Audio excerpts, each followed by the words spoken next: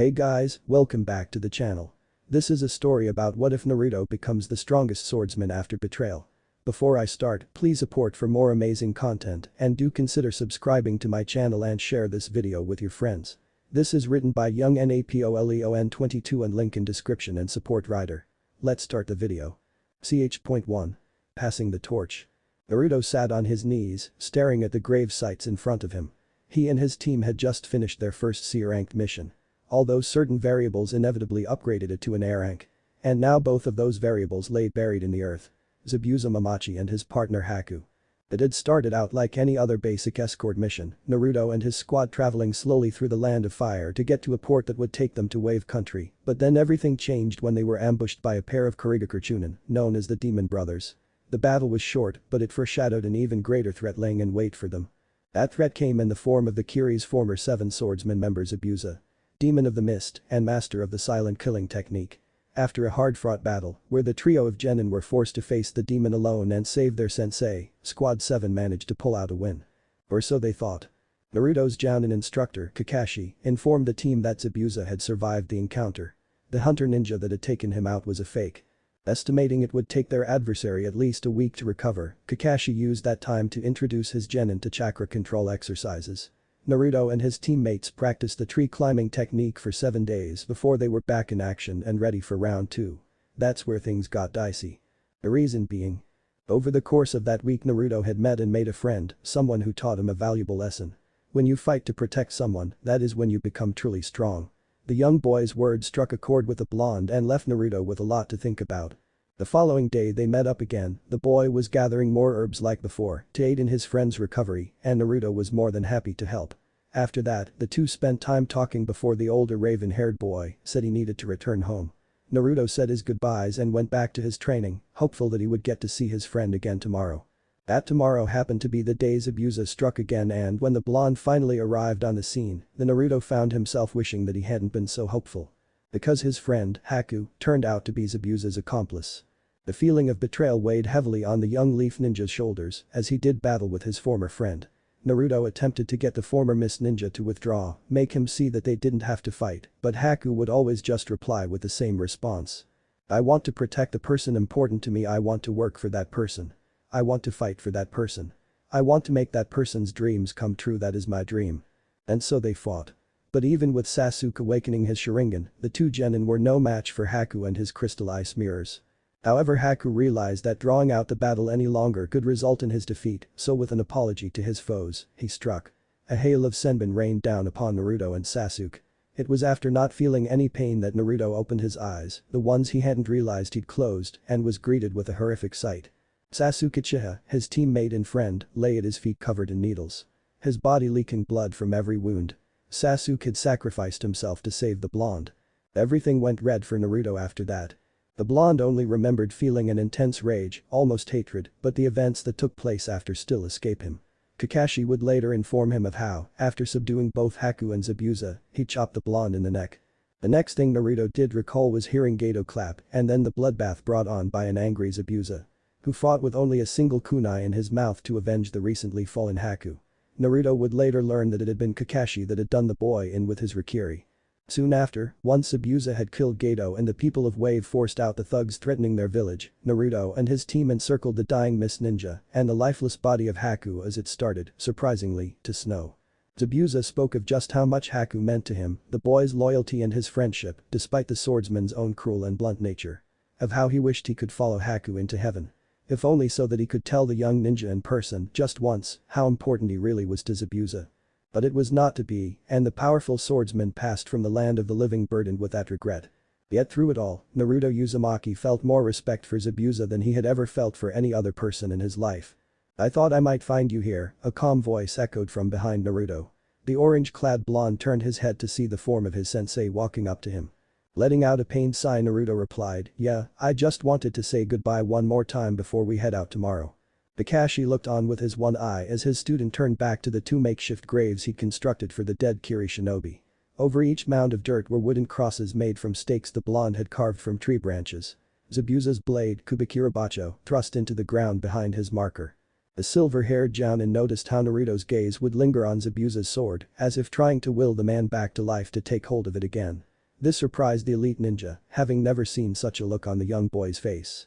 "I know it's hard, Naruto, but he died a death that was more than honorable for someone of his status," Kakashi said as he placed a hand on his student's shoulder.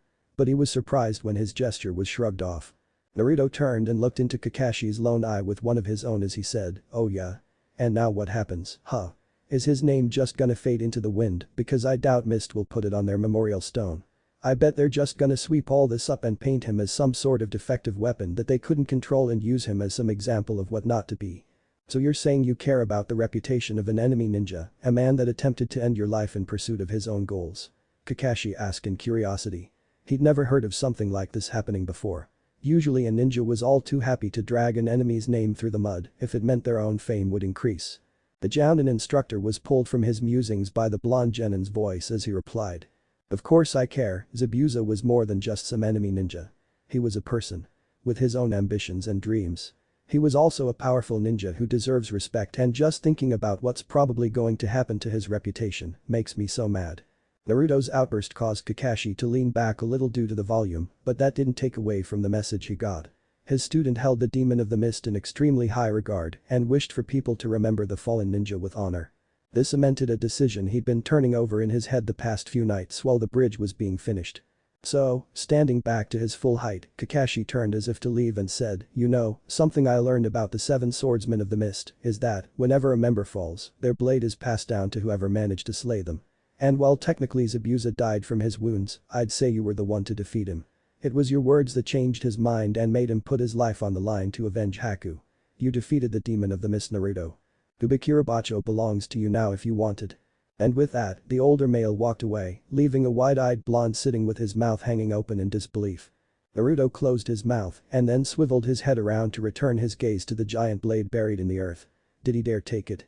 While it was true he wanted the demon of the mist to be remembered with respect, Naruto wasn't sure he was truly good enough to carry on the name. He was after all the dead last in the academy. What if I just end up embarrassing myself? What if I don't have what it takes?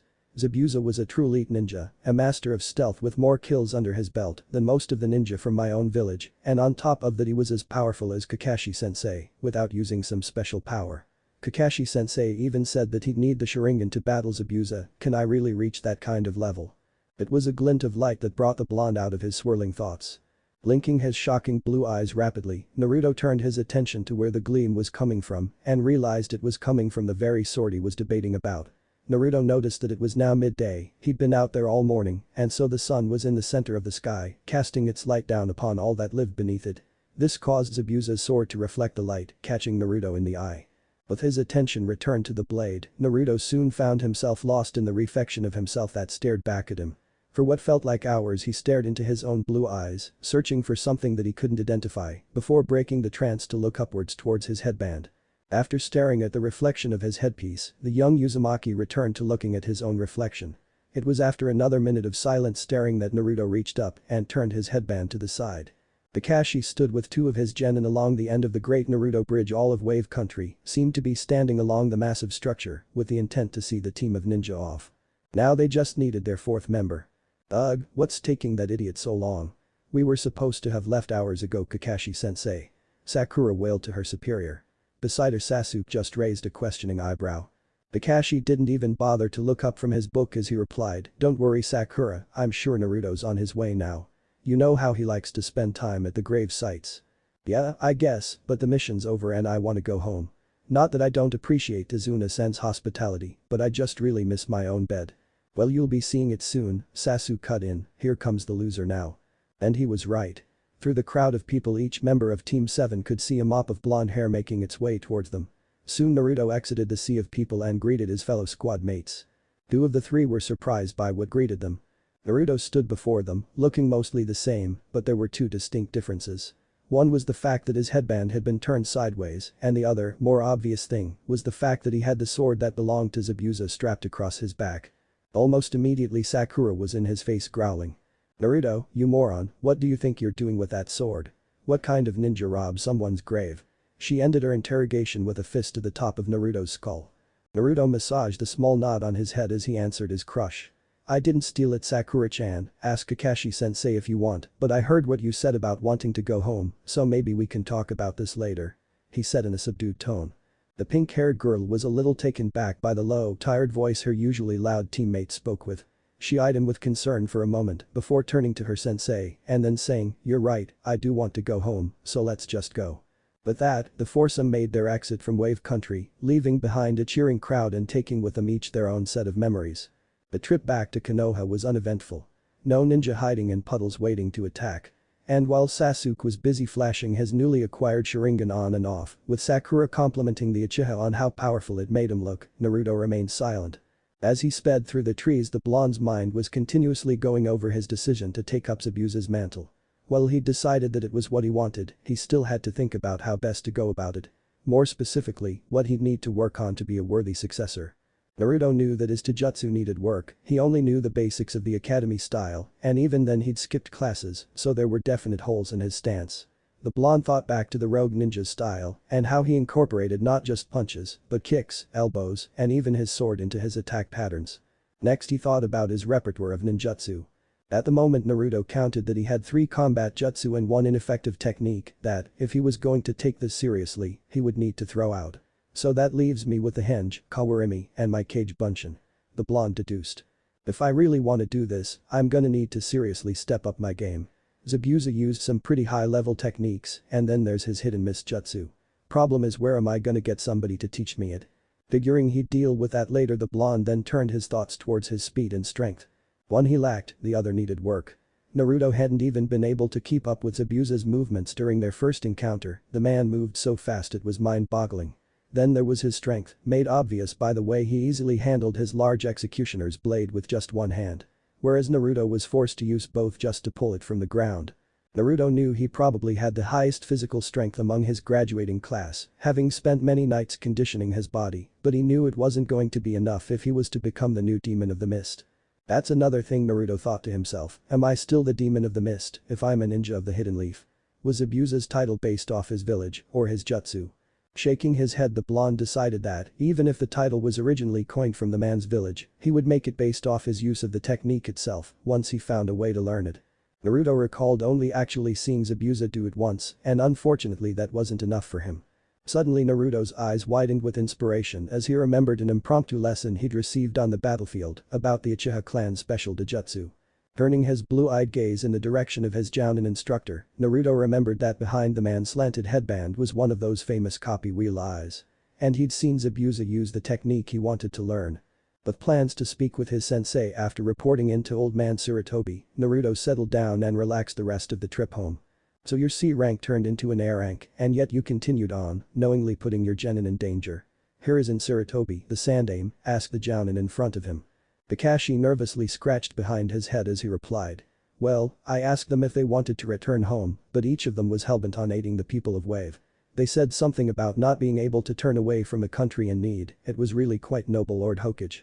Hiruzen steepled his fingers and eyed each of the 3 genin that stood in his office. When his eyes landed on Naruto, he spoke up again.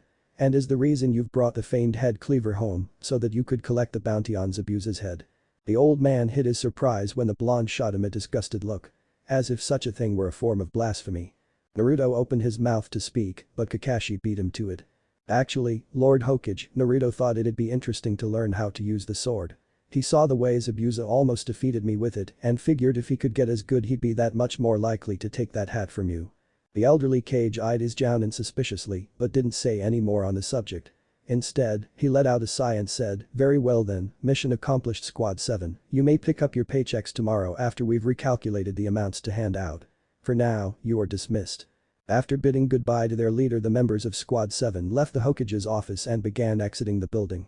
Once outside, Sasuke ignored Sakura's request to walk her home and began the trek to his clan compound alone. Naruto, seeing the young girl's sad eyes, attempted to cheer her up.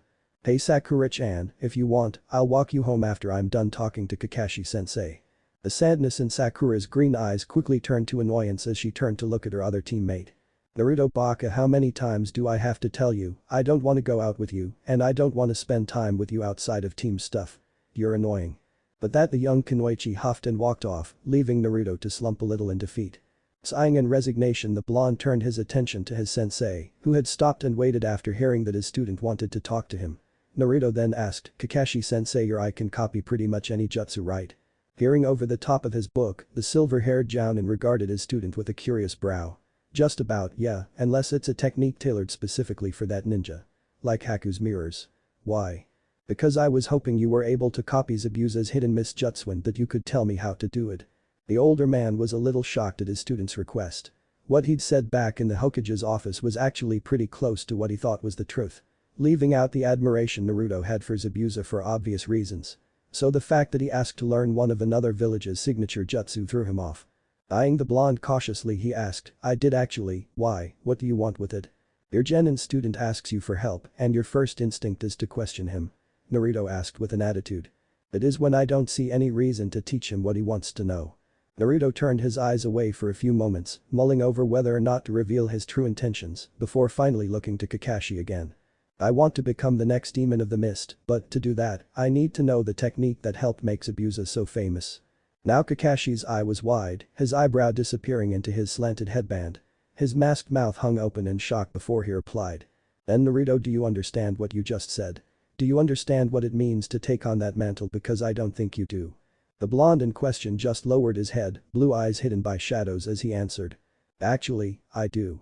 That mission opened my eyes, Kakashi-sensei. It helped me realize that being a ninja is more than just flashy moves and fancy nicknames. I learned that being a ninja is about stealth and being able to think ahead, to be able to shed the blood of another human being, because when it comes down to it, it's either you or them. I understand that, to truly honor Zabuza, I have to become a real shinobi. Naruto's speech hit the copy ninja hard. He'd never met a genin that spoke with such passion or understanding of what it meant to take up the title of ninja. It was more than just putting on a headband. It was forging yourself into something beyond human. However, Kakashi needed to know one more thing before making his decision. Naruto, do you think you're ready to become the next demon of the mist? No. Naruto answered. I'm not ready, but that's why I'm going to train, for real this time. On the way back to the village I went over the basics of what I need to improve on, and now it's time that I get to work. I'm not ready now, but I will be. That was all Kakashi needed to hear. Okay Naruto, come with me, and I'll teach you how to use the hidden mist jutsu. The morning after his return from Wave found Naruto snoozing in his bed. The day before, he'd gotten Kakashi to teach him how to do the hidden mist jutsu. Though the surprise came when the young knucklehead learned that the technique wasn't solely dictated by a body of water and that a caster could breath a mist out from their mouth. From there it was simply a matter of figuring out how to transform his chakra into the right nature. This led to Naruto wondering about what the Jounin meant by nature and ultimately to Kakashi handing his student a very plain-looking scrap of paper. It's meant to react whenever someone feeds a bit of their chakra into it, then, depending on what sort of element you align with, the scrap will change.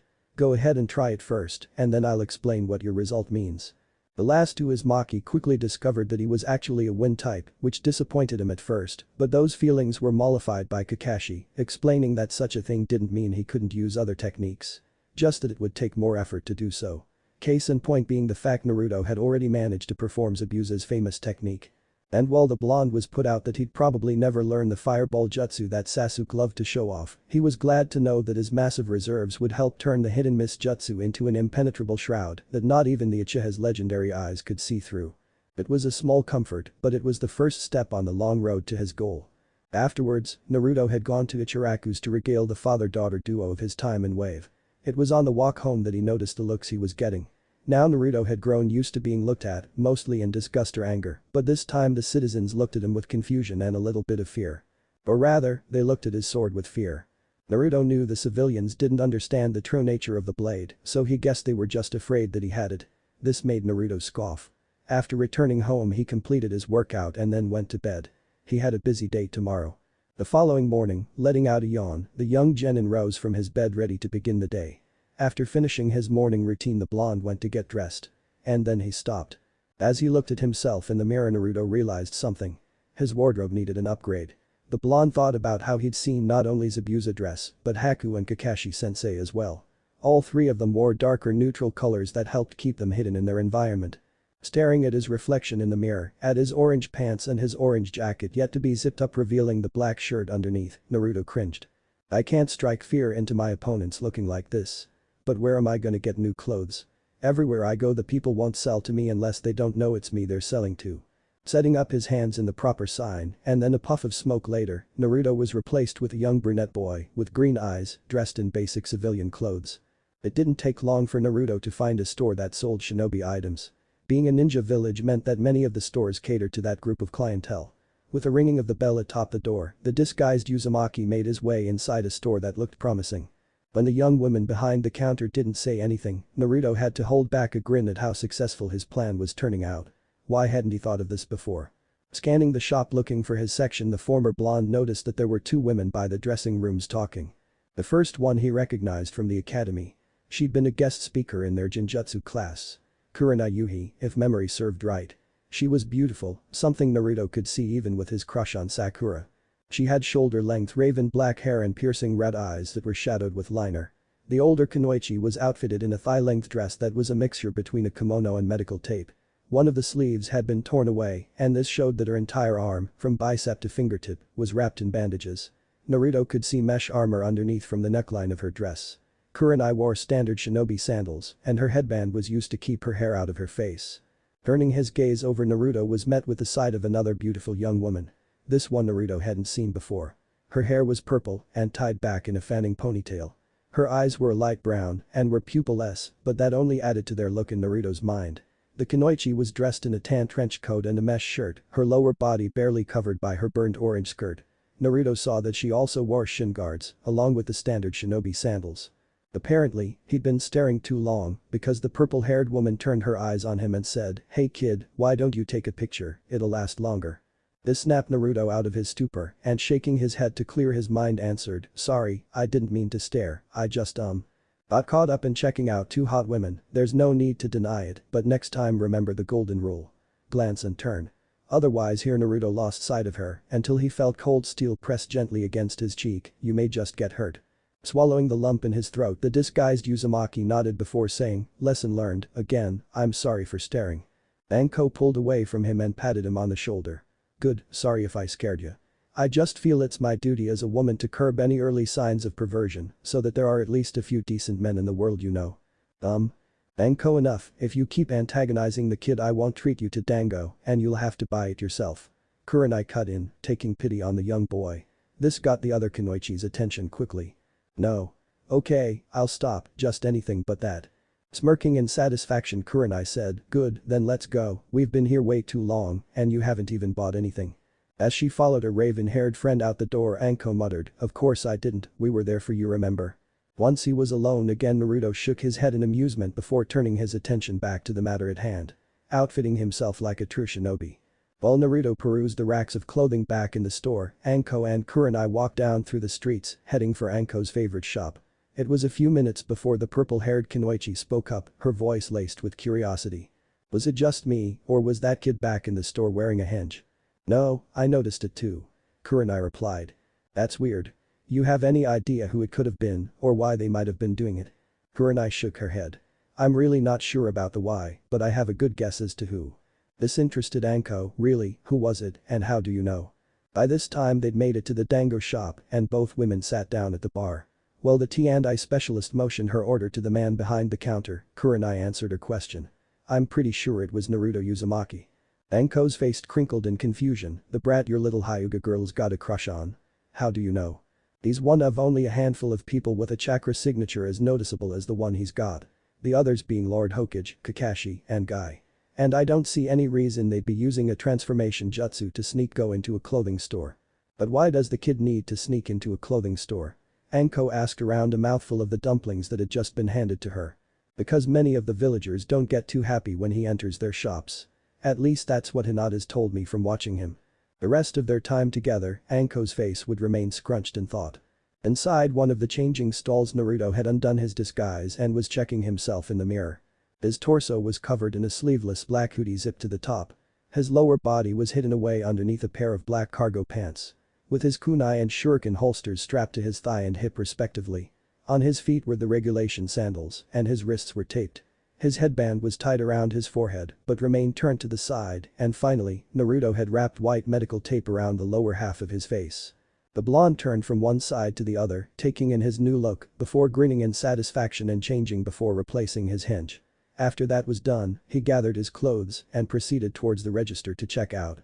Once finished buying his new clothes and making sure he had extra, Naruto exited the store and returned home, where he then proceeded to once again drop his transformation jutsu. As he was putting his new wardrobe away, the blonde thought about what his first step should be to reaching his goal. I should probably work on my taijutsu first, he said quietly to himself. And with that thought in mind, Naruto once again left his little apartment to make his way towards the library. It used to be that Naruto wasn't particularly allowed in the library, the woman who ran it banned him for being a troublemaker, but now that he was an official ninja of the village, Naruto was granted a special level of access to certain sections of the building. However, with Konoha being a ninja village, there were still some sections that only Chunin or above level shinobi were allowed to pull from. Naruto was fine with that for now. The amount of knowledge available to him now was vastly superior to the scraps he'd been fed in the academy, so the blonde decided to make do with what he was given and be happy with it. His obvious first stop was the taijutsu section, followed swiftly by a section dedicated to training exercises. Taking a handful of both types, the blonde ambled over to a table and sat down before opening up the first taijutsu scroll. The Kam no Ken, or Turtle Fist, specializes in counter-attacks. This style used the openings your opponent creates when they attack against them. Primarily used by defensive fighters. After reading the description, Naruto knew immediately that this wasn't the style for him, he was anything but a defensive fighter, so he moved on to the next scroll in the stack. This one was called the Hachidori Ken. Hummingbird Fist. That style was quick and used jabs as its primary attack, but it required an intense amount of speed to be effective. Something Naruto didn't have. This went on for over an hour, Naruto nearly losing his mind at the revelation that there were so many styles of fighting, until finally the blonde genin found the scroll he'd been looking for. After opening the parchment and reading the description, Naruto's face lit up into a 1000-watt smile. He'd found his new taijutsu style. The Ono Ken. King's Fist. This style not only incorporated using more than just standard punches and kicks, it was also based on strength. Naruto read further and found it got a huge boost if the user was fast, although speed wasn't the primary element. And although it didn't have a 5-star defense, Naruto believed in striking first and taking out your enemy before they had a chance to counter. With his new taijutsu style selected, Naruto moved on to finding training methods to become a more effective ninja. The first one he looked at wasn't a technique, but a method. Weights. This was something that the blonde had heard of but had never thought to try because he'd still had his head in the clouds. But now, with the realization that his current level wasn't going to cut it anymore, Naruto decided that weights may just be a good idea. And if weights seemed like a good idea, then the chakra control exercises he found were fantastic. Naruto remembered how many more clones he was able to produce after learning the tree walking technique, so he bet the water walk and waterfall run would be huge helps too. It had amazed the blonde to see Zabuza and Kakashi-sensei duking it out atop the water back in wave, so much that he hoped the silver-haired Jounin would teach it to him, and now here it was, ready for him to master. Another chakra control exercise he saw was the leaf concentration that he'd done in the academy. This one the blonde skipped over though, because he felt there was nothing to gain from it and so then moved on to the next scroll. This went on for another half hour before Naruto decided that it would be a good idea to get some training in. So, he returned most of the scrolls he'd taken and left with a few that he'd need to look at for reference. I'll pick up scrolls on Kenjutsu tomorrow, Naruto reminded himself as he walked out the door. Sensei probably won't have us doing any real missions for a while, so I'll have time to work on my training.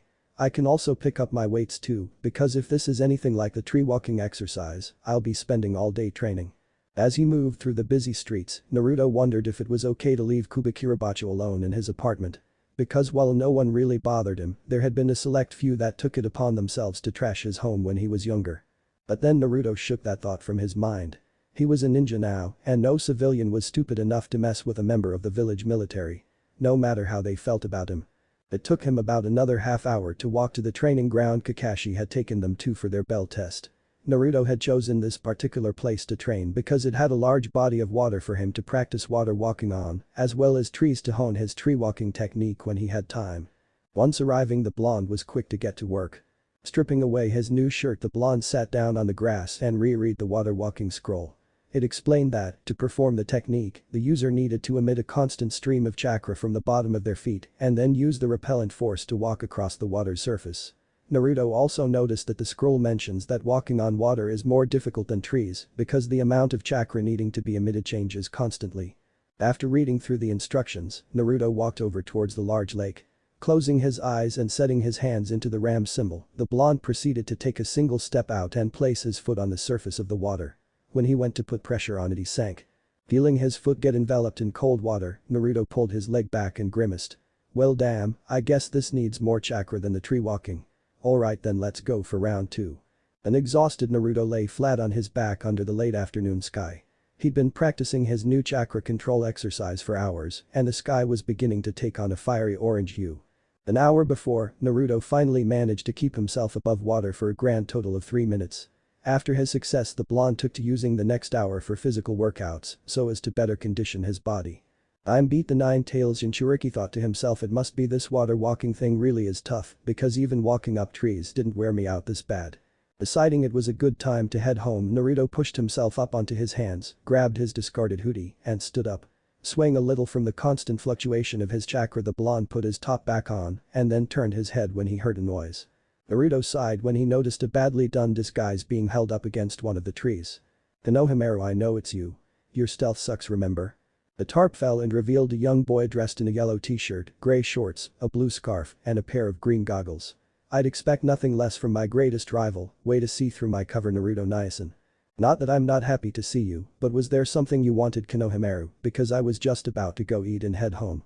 Konohamaru's onyx black eyes widened before he asked, "Well, can I come with you, please? I wanted to spar, but we can do this instead and you can tell me about that mission you went on." Naruto could see the hope in the younger boy's eyes. He really just wanted to spend time with the blonde. It didn't matter how. Deciding that it wouldn't be a problem, Naruto told him, "Sure Konohamaru, let's go." The youth jumped and cheered before following after his idol. It was as they were navigating through the now sparsely crowded streets that the young Sarutobi inquired about Naruto's new attire. "Hey boss, I like the new look, but what made you decide to give up your old jumpsuits?" Well, it ties in with the mission I'm gonna tell you about, but let's just say that I realized how much more seriously I'll be taken if I'm not wearing such bright colors." "But boss, that jumpsuit helped you stand out, it let everyone know that you were Naruto Uzumaki." Naruto chuckled lightly at his younger friend's point of view. Was that how he was before his mission to Wave? Deciding to answer the boy's question, Naruto said, "Exactly Konohamaru, it made me stand out.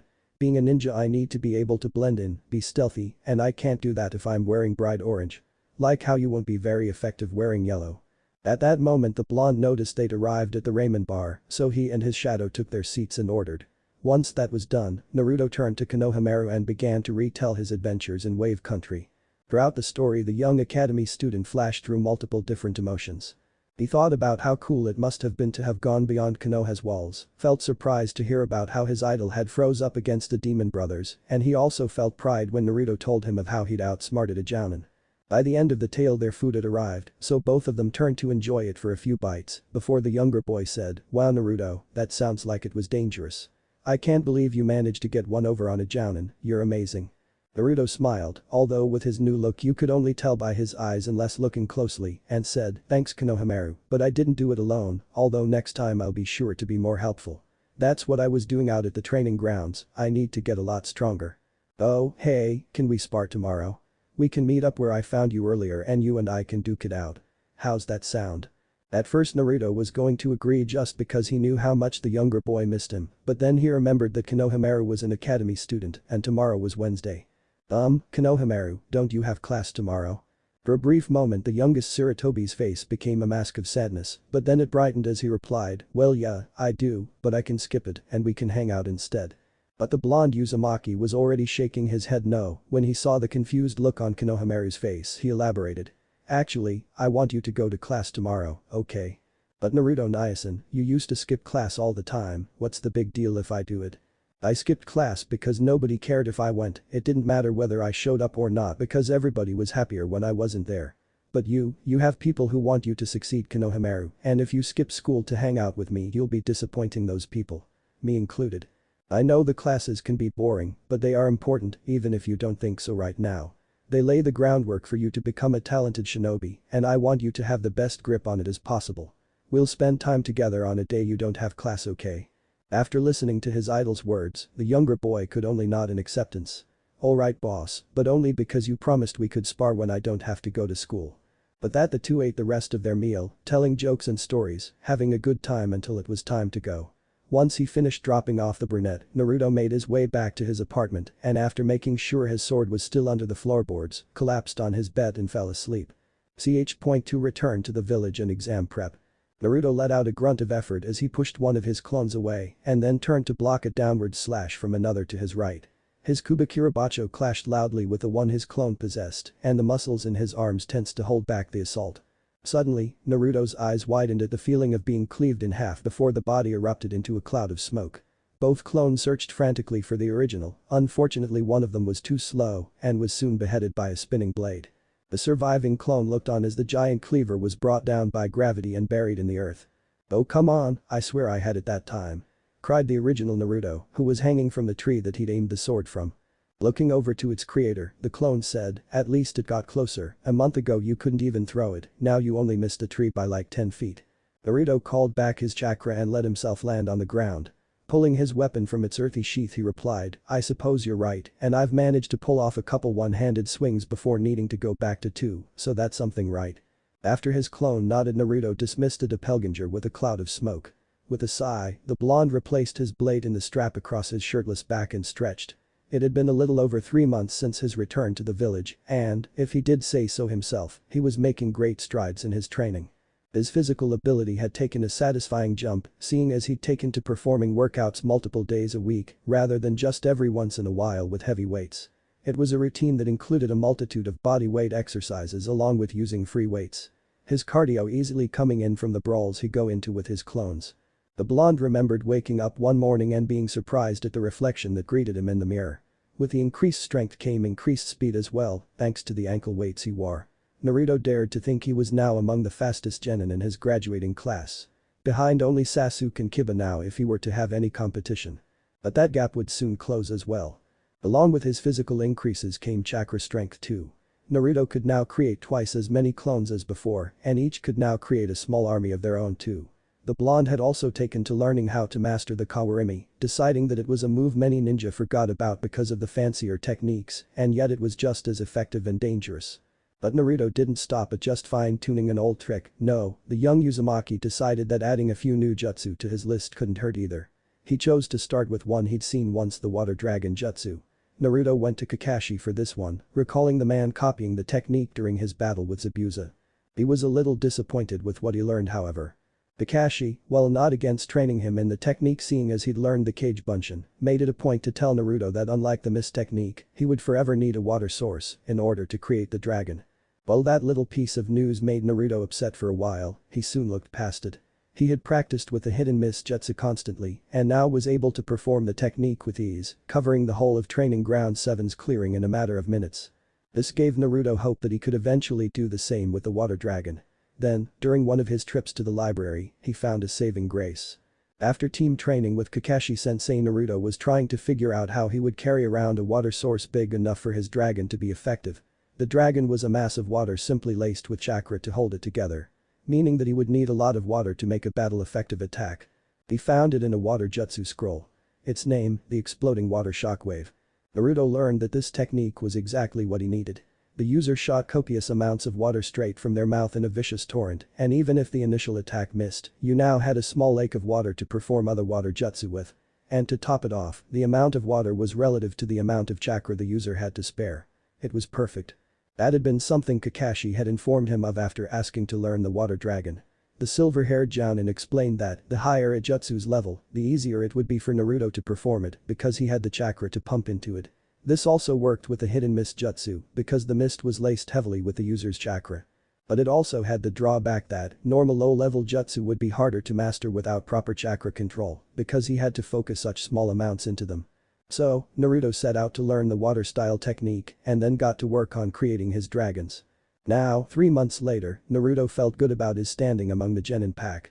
While still not one of the smartest members, Naruto knew he was definitely one of the strongest.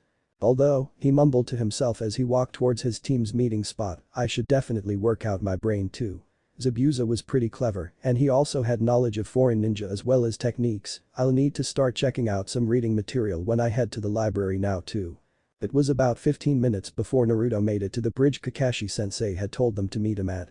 The man had mentioned wanting to do some sparring before he decided to make an announcement. Once he arrived, the blonde noticed that his other 2 teammates had beaten him to the bridge. Sasuke was leaning against the railing with his eyes closed and Sakura was seated on the other end. She would periodically glance over at her crush with pink cheeks. "Good morning Sakura-chan," Naruto greeted with a smile. Then, turning his eyes towards the other male he grumbled, "Hey Sasuke team. While Sasuke only acknowledged his greeting with a grunt, Sakura matched him with her own good morning. The pink-haired girl also took a moment to take in the sight of her blonde teammate. She noticed immediately how much more muscular he was than Sasuke, his lack of a shirt giving her a clear view of his growing pectoral muscles and his abs. Naruto seemed to be running hand in hand with puberty. There were no deeply cut lines, but the pink cat could see the strong budding definition. The blonde's shoulders had also widened and become broader. No doubt to help shoulder the weight of the massive blade strapped to his back. Sakura could also see the strength in his calves thanks to the cargo shorts he wore. The blonde's face however was still hidden beneath a mask of bandages from the nose down. Another thing that seemed to work to the boy's advantage was something that, usually, got him laughed at. Because he was so short, the blonde's steady transformation was much more compact and noticeable. But his physique wasn't all about Naruto that was changing. Over the course of the months since Wave, Sakura began to notice that the gap between Naruto and Sasuke was inching close day by day. It had gotten to where the Uchiha was forced to use his Sharingan if Naruto removed his weights. And even before then, Sasuke would tire far faster than Naruto, eventually giving him the lead. This shocked Sakura because she always felt that Naruto was just as everyone always said. A no-talent loser. Someone who, no matter what, would never truly amount to much in terms of being a shinobi. And yet here he was giving the Rookie of the Year trouble. That's only because Kakashi-sensei spends more time watching over Naruto Baka than Sasuke-kun. He'd be 10 times better than that blonde punk if sensei would train him more, inner Sakura butted in. But Sakura couldn't help agreeing with her. Their Jounin instructor had been spending a lot of time with the former dead last, so it stood to reason that the kid would improve in leaps and bounds. Maybe she should say something about that today. "Hello there," came a voice from above. 3 sets of eyes turned upward and were greeted by the sight of Kakashi seated atop the archway at the end of the bridge. "You're late again, Kakashi-sensei, that's like the 100th time." Sakura shouted in irritation. "Sorry about that," the Jounin smiled, "a black cat crossed my path and I had to retrace my steps." "Liar." Naruto, wanting to get on with training, broke up the argument. "Alright, well, since you're here now, how about we get this show on the road? Eager, aren't we, Naruto? But that's fine, if you 3 will follow me, we'll begin today's training." The foursome headed to their usual training ground. After arriving, Kakashi said, "Okay, so, I want to see how far each of you has come in the time since we've been back. My hope is that our mission to Wave has helped open your eyes to the reality of being a ninja. So we're going to have some spars." "But Kakashi-sensei, how is that any different from what we've been doing?" asked Sakura. And she was right, they'd just sparred together 2 weeks ago. A new voice came from behind the tree line. "Simple, Sakura, you'll be facing me." All 3 genin looked over and their eyes widened in surprise when Iruka-sensei walked out to greet them. Naruto's face broke out into a cheerful expression at seeing one of his favorite people. "Hey Iruka-sensei, what are you doing here?" As he turned his gaze to address the cheerful blonde, the scarred Chunin was surprised at the image before him. Kakashi did mention that Naruto was different, but this is more than even I expected.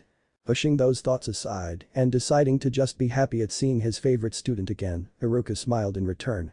"Kakashi asked me to come by and help him out in measuring your progress. I was more than happy to lend a hand. I can't wait to see how much you've grown, Naruto." "Alright, you 3, who wants to go first?" Kakashi asked. Sakura turned to her instructor, her mouth hanging open and an incredulous look on her face. "But sensei, Iruka-sensei is a Chunin, how do you expect us to win against him?" "I don't, Sakura, he still has years of experience over you 3, but if you've used this past month correctly then you'll at least stand a chance." "Oh, and thank you for volunteering to go first, Sakura." The young Kunoichi just let her mouth drop to the floor before pulling herself together and walking out onto the training field across from Iruka. As she made her way over, the emerald-eyed girl thought over how she spent her time after the Wave mission. When not watching Naruto and Sasuke train under Kakashi-sensei or doing a mission with a team, Sakura usually read up on various ninjutsu, or genjutsu, and learning how to defeat each one. She had also read how to escape certain traps, as well as how to set them up. Unfortunately, the pink-haired Kunoichi didn't take any time to practice her taijutsu or actually learn any of the ninjutsu she studied. "I just hope I can last," Sakura thought as she entered into the basic academy stance.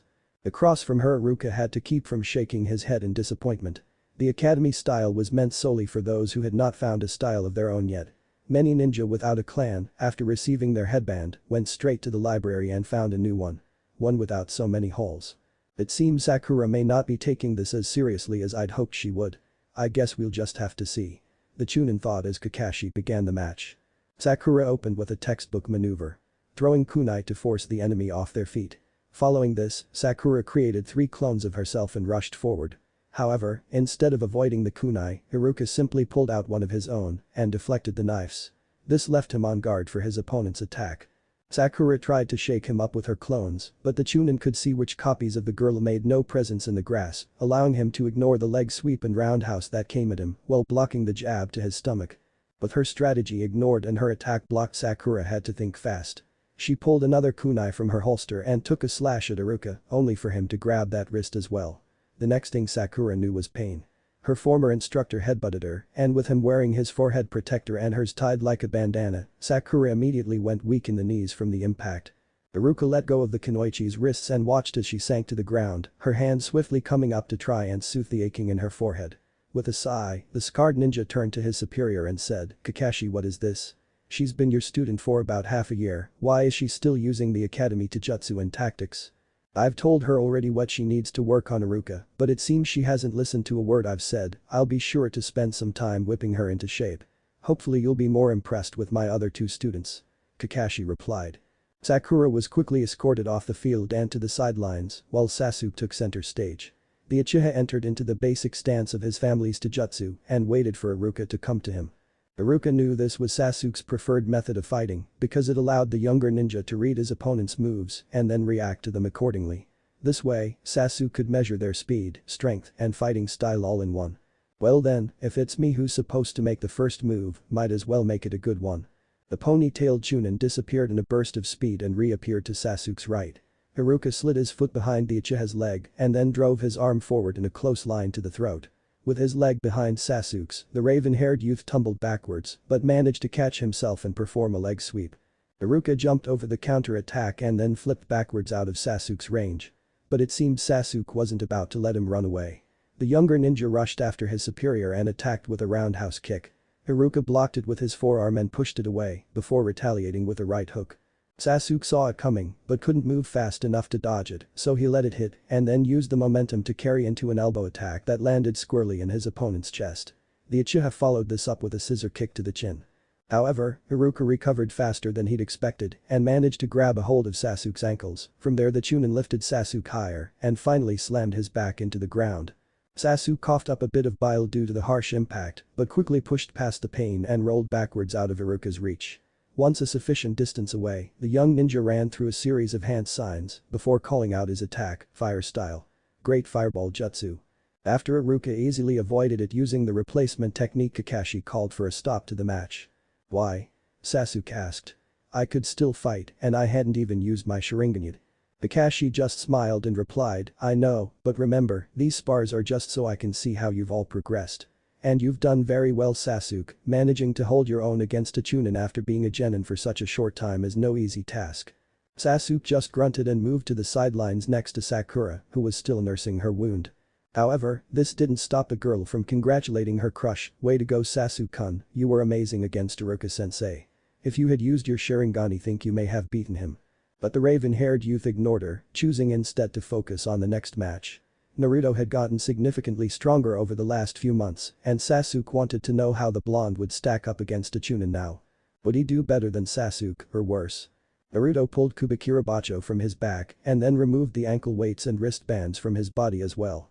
While he wanted to show off his skills in Kenjutsu, the blonde had decided that against his old teacher, such a thing was unnecessary. Sasuke on the other hand had a different thought. "What's the matter, loser, can't swing the sword? What's the point of carrying it around if you don't use it?" But Naruto just ignored the smart-mouthed Uchiha. It was true though, Sasuke had never seen Naruto wield the infamous blade since he'd brought it home, but that was because Naruto decided that during spars against a fellow teammate, it was dangerous. The blonde became completely serious when he unsheathed his sword and he didn't think Sasuke would be able to handle him then. So Naruto just moved to his side of the field and entered into his opening stance. Iruka was interested in the stance his former student took up. His feet were shoulder-width apart, knees bent, and his left arm was held to the side at a 90-degree angle. His hand balled up into a fist. The blonde's right arm was held up and bent inwards, the forearm blocking his face, while the hand was formed like a claw star. The king's fist, an appropriate taijutsu for Naruto. Let's see how far he's come with it. Iruka thought with pride before being shocked as Naruto disappeared from view. "What the ah?" The Chunin cried out as his legs were swept from under him from behind. While managing to catch himself, the man's attempt at a retaliation kick failed, as Naruto had expected it and moved away beforehand. Iruka righted himself and kept his eyes trained on the blonde before him. He couldn't afford to let his guard down, it seemed. Deciding to take a page from Sasuke's book, Iruka weaved through the same hand signs and sent a decently sized fireball towards Naruto. However, where the Chunin expected him to dodge it and set himself up to be attacked, Naruto simply weaved through his own set of signs before using his exploding water shockwave to punch a hole straight through the fire. The speedy torrent hit Iruka dead center in the chest, but the man's body was soon replaced by a log. Naruto cancelled his attack and strained his already impressive hearing to catch any clue to his opponent's next move. It paid off, as the blonde threw up his forearms in a cross block to defend against a hammer fist from above. Afterwards, the Uzumaki countered with a Spartan kick that caught the unguarded shinobi and sent him flying. But Iruka wasn't a Chunin for nothing, the man quickly righted himself and was prepared for his former student's next move, which came in the form of a trio of cage bunshin. The three Narutos came at him in a triangle formation. As he jumped over one's leg sweep, the second was there to hit him with a roundhouse. As he blocked the kick in mid-air, Iruka was left open to the third kick that was aimed at his back. The last clone sent him flying forward before they all dispelled. This made Iruka an easy target for Naruto's next attack. The Water Dragon Jutsu. With the field flooded with water from his previous attack, the blonde had plenty to work with. Next thing Iruka knew, he was being hit head-on by a B-rank ninjutsu. Star. Alright, I think that's enough, Naruto, good job. Kakashi called out, putting an end to the spars. Naruto quickly strode over to help Iruka up off the ground. You've definitely come a long way from being the knucklehead class clown, Naruto. The academy instructor praised. Thanks, Iruka-sensei, it really means a lot to hear you say that. But I know you weren't really trying, or else I never would have landed those hits. You underestimate yourself, Naruto. A Chunin is only as good as his training after all. Now, when did you learn such an advanced technique like the Water Dragon? Iruka asked in wonder. Naruto's eyes shined happily as he replied, Kakashi-sensei taught it to me, pretty cool, huh? At this point Kakashi cut in, yes, we get it, Naruto, you're becoming a force to be reckoned with. Now, Iruka, what's your opinion of them? The scarred Chunin swept his eyes over Team 7 before turning back to Kakashi. Letting out a sigh, Iruka said, I really wish you'd wait another year before doing this, Kakashi, but I can't disagree that this will be good for them. It'll give them a good idea of what they're up against concerning the other villages ninja, as well as tell them where they stand among their fellow leaf shinobi, I concede. Kakashi-sensei, what's he talking about? Asked Sakura. The Jounin turned to the Kunoichi of his team and answered, what he's talking about, Sakura, is how I've recently nominated you three for the Chunin exams. All three genin looked back and forth between the two older ninja before Naruto said, well now, this will be fun, and I'll even get to see how I stack up against the competition. Thanks, Kakashi-sensei. You're welcome, Naruto. Now, here's your registration forms. The exams will begin 5 days from now at 3 p.m. sharp. You are to go to the academy building and wait in room 301 for your first proctor. Kakashi instructed as he handed each genin a small form to fill out. With that, the silver-haired Jounin bid his students good luck and left via Shunshin. Iruka quickly followed, mentioning how he'd only asked his substitute teacher to stay half the day. Once the three were alone, Sasuke sighed and made to leave, throwing over his shoulder, I'll see you guys at the academy. Don't be late. Sakura, seeing the Uchiha leaving, called out. Hey wait, Sasuke-kun, why don't you and I spend the 5 days together? You know, do something personal to help build our teamwork. The Uchiha heir stopped and looked over his shoulder. Sakura was immediately put off by the look in his onyx black eyes, and it got worse as he opened his mouth. Or how about you use the 5 days to work on your skills? Even Iruka-sensei said you needed help, so instead of flirting and primping yourself up to look pretty, why don't you learn a new taijutsu form and a couple of jinjutsu? You know, things to help make the team stronger. With his piece said and done, Sasuke turned and continued his walk home, caring nothing for the girl he just left torn apart in the field. Sakura's head and shoulders slumped in defeat at her love interest's words. Naruto, seeing this, made an attempt to cheer his crush up. Hey, Sakura-chan, why don't you and I train together?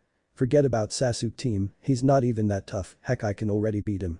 If we train together you'll get stronger in no time. Her response was nothing like he'd expected.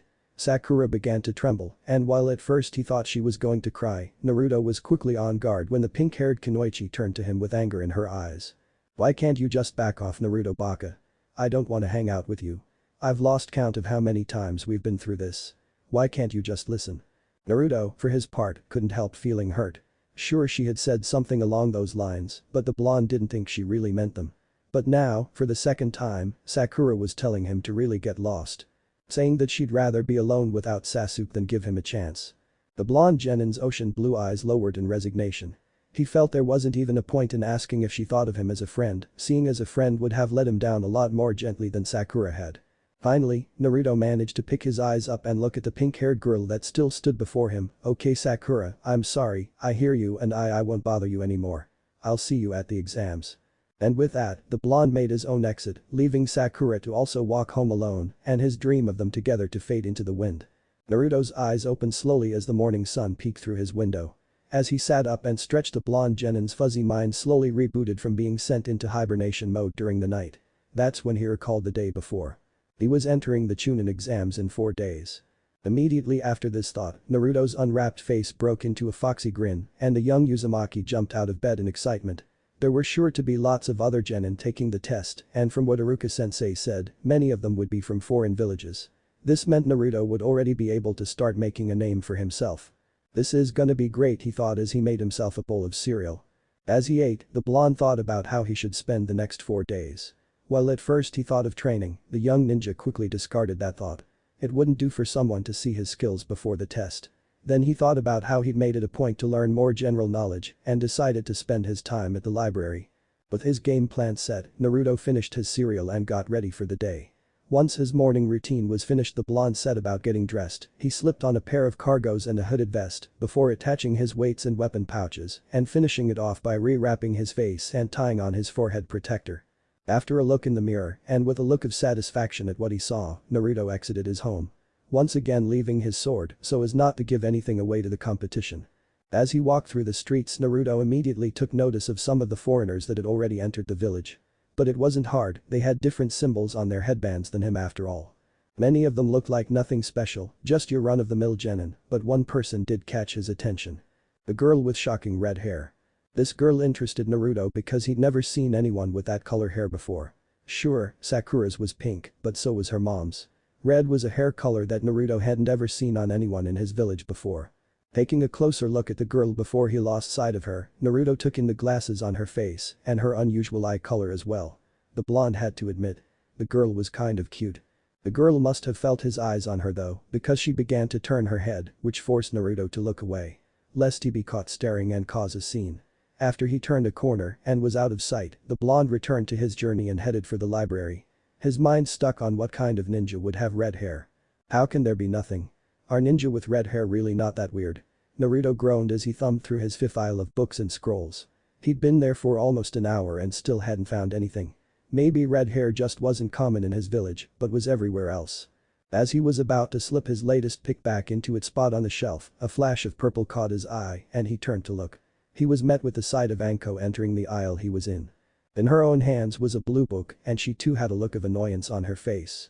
"Didn't find what you were looking for either?" he asked in an attempt to make conversation. With her eyes downcast in disappointment, Anko didn't see who had been speaking and when she turned them up to make sure the person was talking to her, she greeted with a sight she hadn't expected.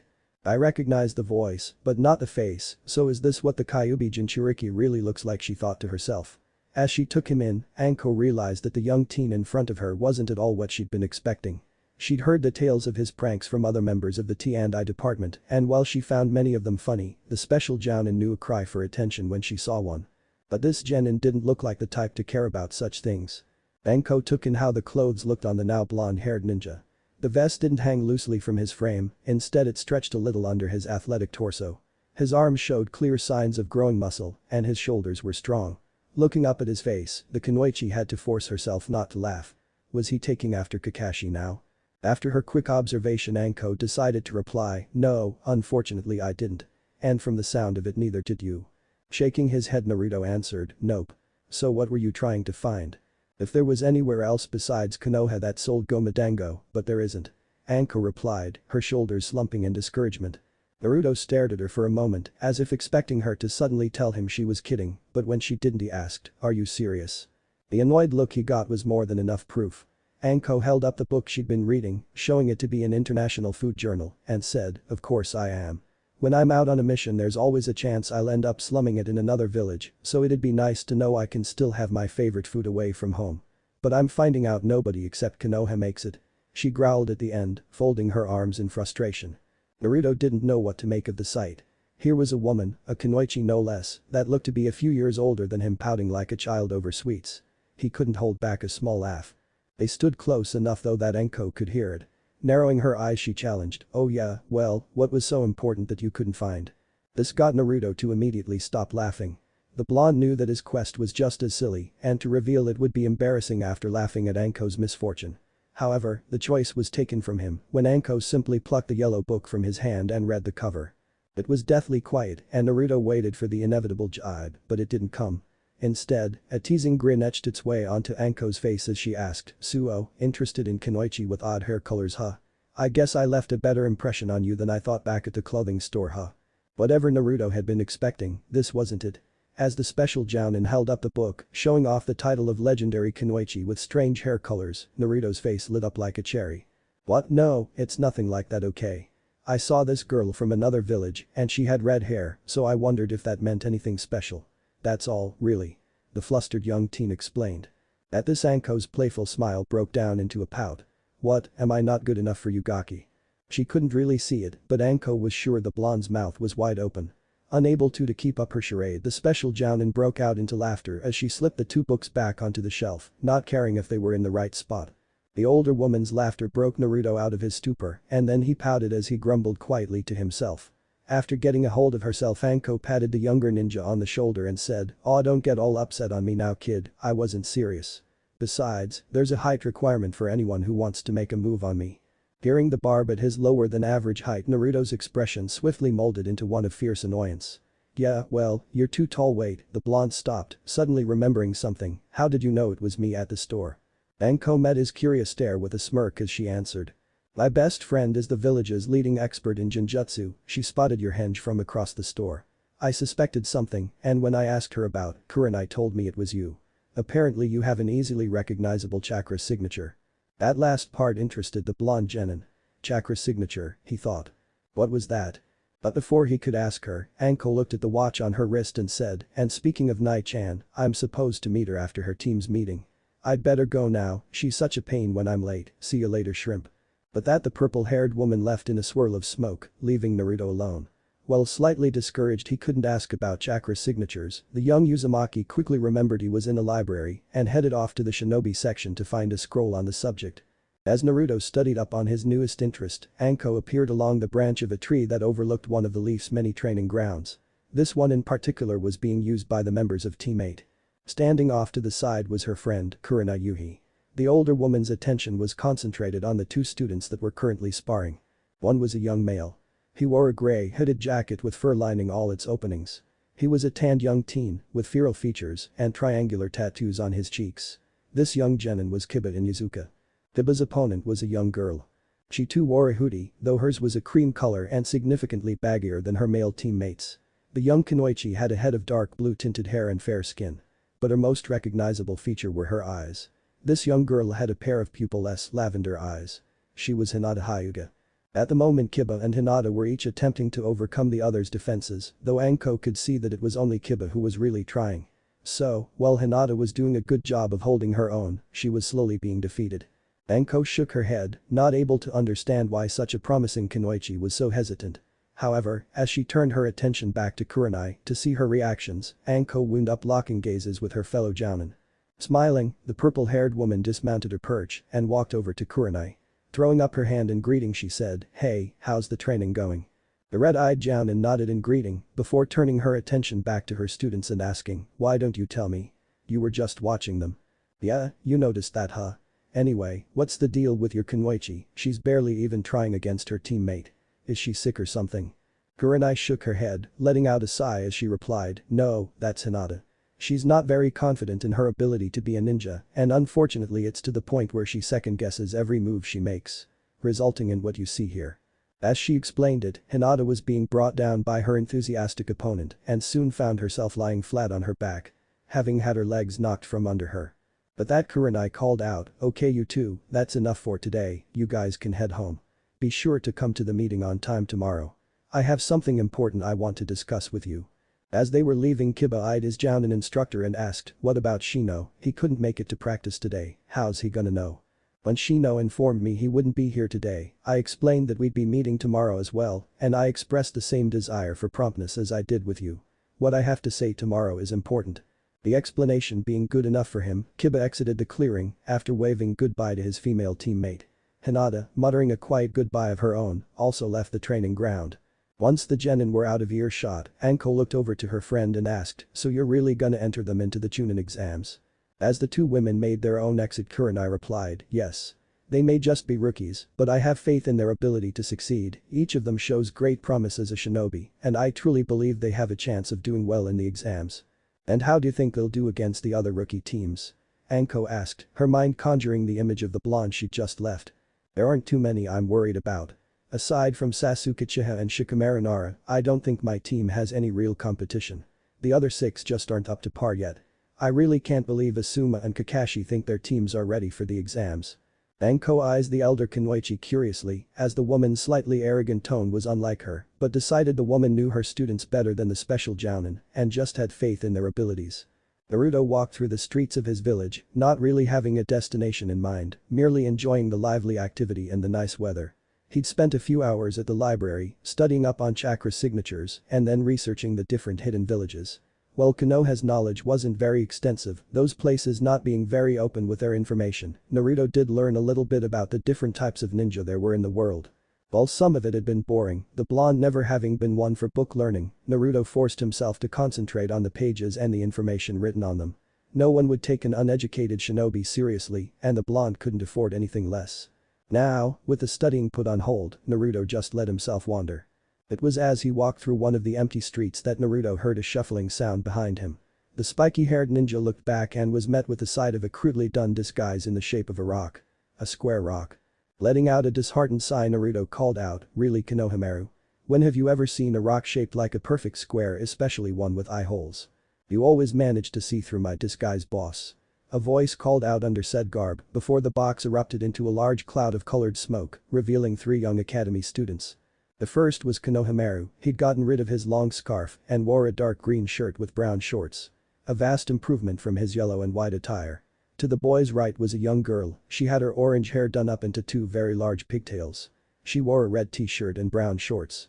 Standing at Konohamaru's left was another young boy. This one also a brunette. He wore glasses, a baggy, long-sleeved blue shirt and khaki shorts. He also had a runny nose. All 3 wore the goggles he once wore before becoming a genin. Naruto watched as the 3 youngsters introduced themselves as the Konohamaru Ninja Squad. "So these are your friends from the academy, Kon?" Naruto asked as he eyed the 2 other children. "Yep, I was talking to Iruka-sensei about the spar we had the other day and they overheard. Mogi and Yuden asked if I could introduce you to them after hearing how strong you are." Both of the aforementioned academy students nodded excitedly in agreement before the girl, Mogi, asked, "Is it true you're training Konohamaru outside of school, Naruto-san?" "When I get the chance, yes. I want to make sure Konohamaru gets as much help as possible so that when he becomes a genin, I won't have to worry about him out in the field," Naruto replied. "So does that mean you'll teach us?" Yuden asked hopefully. But before Naruto could answer, an undignified snort interrupted his train of thought. "This is what you do in your free time, hang around with little kids." The small group turned their attention to the voice that had spoken and were greeted with the sight of Sakura walking towards them. As the Pinket approached, Naruto had to chomp down his usual greeting and instead asked, "And what if it is? What's wrong with helping others get stronger, Sakura? I offered the same to you, but you just threw it back in my face," he thought sadly. "What's wrong is you should be preparing for the Chunin exams, not playing games, Naruto Baka. I don't want you holding us back during the test." Naruto's brow furrowed in confusion, but Sakura Iruka-sensei said you were the one who needed help. He was more than impressed with my performance, remember?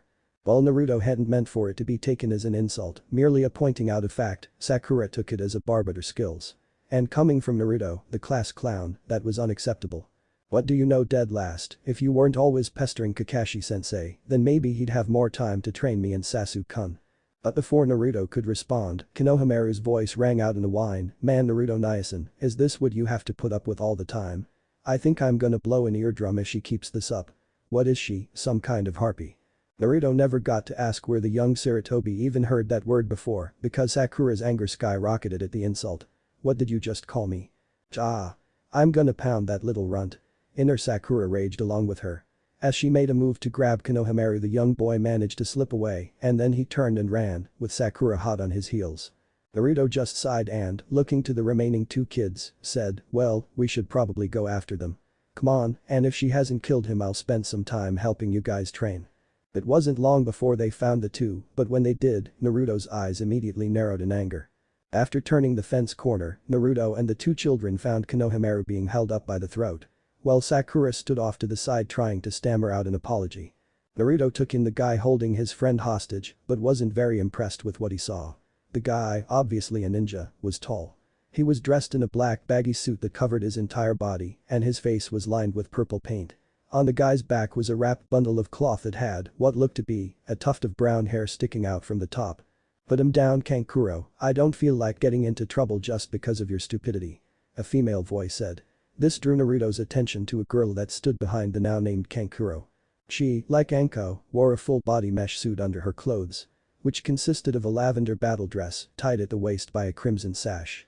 Naruto noticed that she too was a blonde, though hers was sandy and pulled back into four spiked pigtails. On her back she carried a giant battle fan. Konohamaru's cry of pain drew his attention back and reignited his anger as he shouted, "You should listen to your teammates' advice, because if you don't let him go, there's gonna be trouble." The genin known as Kankuro turned his beady eyes in Naruto's direction and with a sneer, said, "Oh great, more brats. This village must be full of them. Look, this little pipsqueak ran into me and he hasn't apologized for it, so I'm a little mad. I wouldn't suggest making it worse. I'm giving you one last warning. Let him go." Naruto replied, his eyes hardening like ice. And Kankuro did just that, only to reach behind him and pull his package from its place and slam it on the ground. "You know what I think? You all need a lesson in manners," he growled. The blonde Kunoichi looked like she was about to say something, but before she could voice her words, Naruto vanished. "Well, you know what I think. Next time, you'd better think twice before challenging an opponent that's faster than you," a voice whispered from behind Kankuro, causing the puppet user's eyes to widen in shock. He whipped around, trying to catch his fellow genin with his elbow, but the attack missed and he was sent tumbling back after a palm strike to the chest. From his place on the ground, Kankuro seethed. Who the hell did this punk think he was? "You surprised me there, I didn't think you'd be that fast, but next time I won't be caught off guard, ouch." As he spoke, Kankuro made to get back on his feet, but a pebble to the side of the head stopped him and drew everyone's attention to a tree beyond the fence.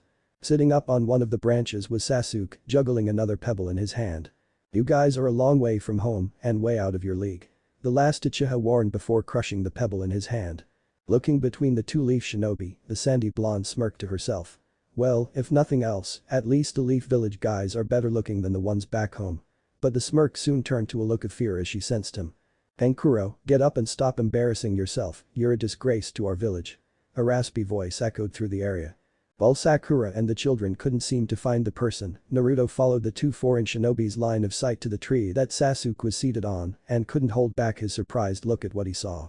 The red head stood, upside down, along the branch above Sasuke, who from the looks of it didn't sense the boy's presence until just that moment. The red head was dressed in a brown and black attire, with a mesh shirt underneath and a large gourd strapped to his back. "Gaara, hey, it's not what it looks like." They started it, Kankuro tried to explain, but the boy, now named Gaara, cut him off. "Shut up or I'll kill you." The boy's response shocked the Leaf Ninja. He'd kill his own teammate just for talking. Who the heck was this guy? But Naruto never took his eyes off him and followed the other boy's moves as he vanished from the tree and moved to the ground via sand shunshin. In the light, Naruto was able to make out the kanji for love tattooed on Gaara's forehead. "I'm sorry for my teammates' idiotic behavior," Gaara said, breaking Naruto from his observation. "I warned them about acting foolish while visiting your village, but it seems they didn't take me seriously. I'll correct that behavior soon and there won't be any more problems, I assure you." Wary of the trio, but not wishing any harm to come to the two troublemakers, Naruto said, "No, it's alright. We should have paid more attention to where we were going, it's us who should be apologizing." It seems Gaara could read his mind because his next words were an introduction. "My name is Sabaku no Gaara, and you?" "Naruto Uzumaki. I take it you're here for the Chunin exams then?" "Yes, and I look forward to facing you in them, Naruto Uzumaki." With that, Gaara turned and began walking away, giving a non-verbal signal to his teammates to do the same. What nobody noticed was the trio staring down at them from atop a roof nearby. The next 4 days passed much the same for Naruto as the first. Only significantly less drama. He woke up, went about his morning routine, then headed to the library to do some studying. Although he knew he'd have to look over certain subjects again in order to really remember them, like the different poisonous plants that grew around the continent, others he managed to pick up right away. Like the basic knowledge of the Byakugan, the Hyuga clan's Dojutsu. However, with his inability to train, Naruto became anxious as the days passed. The blonde practically bounced in his seat while eating as he thought about the Chunin exams. Then, finally, the day came. On the morning of the Chunin exams, Naruto leaped out of bed with a loud cheer. Yes, finally, the Chunin exams are here. I finally get to show everyone what I'm made of. The blonde's excitement was quieted when his eyes landed on Kubikirabacho, which he'd settled next to his bedroom door the night before. Seeing the large executioner's blade reminded Naruto about his plan and sobered him up as the excitement was replaced with a feeling of responsibility. The exams were more than just a chance to advance, they were his first step towards honoring Zabuza. He was the heir to Kiri's demon now, and it was time everybody knew it. Ch.3 Making a name. Naruto stared into his reflection's eyes as he wrapped the bandages around his face. Sapphire gems were hardened with purpose, and his muscles twitched in anticipation of the obstacles to come. Once Naruto was finished with his face, he looked over the rest of his uniform, making sure he was all set to go. His hooded vest was clean and zipped to the top. From the waist down, his cargoes were fitted and the weapon pouches were filled to the brim. The blonde's weights being left forgotten as he wanted to be ready for anything that day. Finally, Naruto looked behind him using the mirror, taking in the sight of his sword, and nodded. It was time to go. As he hopped over the streets of Konoha, Naruto thought about the competition he'd be facing. The blonde knew for sure at some point he'd some face-to-face with Gaara. The redhead just seemed like the type who wouldn't be defeated easily. There was also the other genin from his own village, the other rookies if they competed, and even the possibility of facing his own team. All of this made Naruto anxious, but the blonde pushed that down as he neared the academy. After hopping down from his last roof, Naruto jogged over to where he saw Sasuke standing by a tree. The two boys shared a nod of acknowledgement but otherwise remained still, waiting for their third squad mate. They weren't made to wait long, as Sakura's vibrant pink hair soon came into sight. "Are we all ready?" Sasuke asked, "because once we go through those doors there won't be any turning back." "You bet, Sasuke-kun, we're gonna ace these exams," Sakura replied confidently. Inside her mind, the girl's inner self was pumping her fist, daring the other genin to bring it. Naruto just gave his fellow genin an affirmative nod to show he was ready. And with all three of them set to go, Team 7 made their way into the academy building. "And so it begins," the blonde thought as he entered the air-conditioned school. They made it up 2 flights of stairs before the trio came across an odd sight. A large number of genin were grouped around a single doorway, the door was being guarded by 2 older-looking genin. "Hey, come on, let us in, we're trying to take the Chunin exams," a young girl with buns in her brunette hair pleaded to the guards.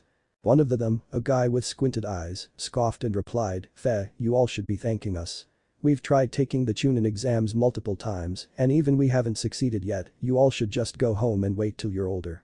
Naruto watched the exchange of words with confusion. The sign above the door said 301, but they'd only gone up 2 flights of stairs. Naruto knew the academy building like the back of his hand, as he'd spent a great deal of his life in it and he'd pulled a lot of pranks here, so it was only natural. The thing that confused him was why had they done this? "Hey," Sasuke called out, breaking Naruto from his train of thought, "take down the Genjutsu already. You're not fooling anyone. We've only gone up 2 sets of stairs, so how can we be on the 3rd floor?" Naruto watched as all the other genin realized that what the Uchiha heir said was true. The blonde did too, but then he thought about why they all would have been tricked. It was a test. Those who couldn't see past such a simple ruse wouldn't even deserve to take the actual exam. It all made sense. But I didn't figure that out until now. I wonder how long some of the other teams were standing here. Suddenly Naruto felt a strong breeze hit him in the face and the blonde shook his head to pull himself from his thoughts. Looking around, Naruto saw that Sasuke was about to engage one of the guards, but they'd both been stopped by a kid in green spandex. Impressive. "Please, let us save the fighting for the actual competition. The officials have spent months setting this up, let us not waste all their hard work with such sloppy show," the spandex-clad genin said as he let go of Sasuke and the guard's legs. Naruto noticed Sasuke sending the oddly dressed other boy a wary look and decided to ask him about it later as he heard the bun-haired girl reprimand the teen. "Lee, you're the one who told us we had to hide our strength, what was that all about?" She was joined by another male, this one had long, brown hair and pupil-less wide eyes. "She's right, Lee," the other male said. "That was reckless."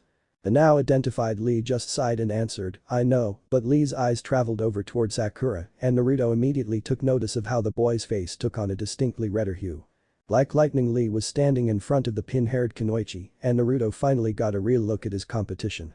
Lee was average height and the only disruptions in his green suit were the headband tied around his waist and the orange leg warmers on his ankles. The genin also had bandages wrapped around his hands. Underneath the tight spandex Naruto could clearly see muscle, not as big as his own, but they were defined. Lee was definitely the type that hit hard. Traveling upwards Naruto got a shock. Lee had some of the biggest eyebrows he'd ever seen. And to top it off, the kid's onyx black hair was shaped into a bowl cut. The blonde Uzumaki watched as Lee gave his female teammate a thumbs up and a smile. Naruto had a sinking feeling in his gut, like he'd seen this somewhere before. And sure enough. "You're the brilliant Kunoichi, Sakura Haruno, correct?" Sakura just gave the spandex-wearing genin an odd look before replying, yeah. "Who are you?" If possible, Lee's smile got wider as he introduced himself, "My name is Rock Lee. Sakura, please be my girlfriend, I promise to protect you with my life." Naruto face palmed. That's why it seemed familiar. Peeking through his fingers, a lone blue eye took in the rest of the scene. Sakura's brow twitched and her mouth hung open for a moment before she finally found the words to say. No thanks. Why, you're too much of a weirdo." Lee's expression immediately took a dive. Where there was once a bright smile, now there was a deep frown and it looked as if he were going to cry.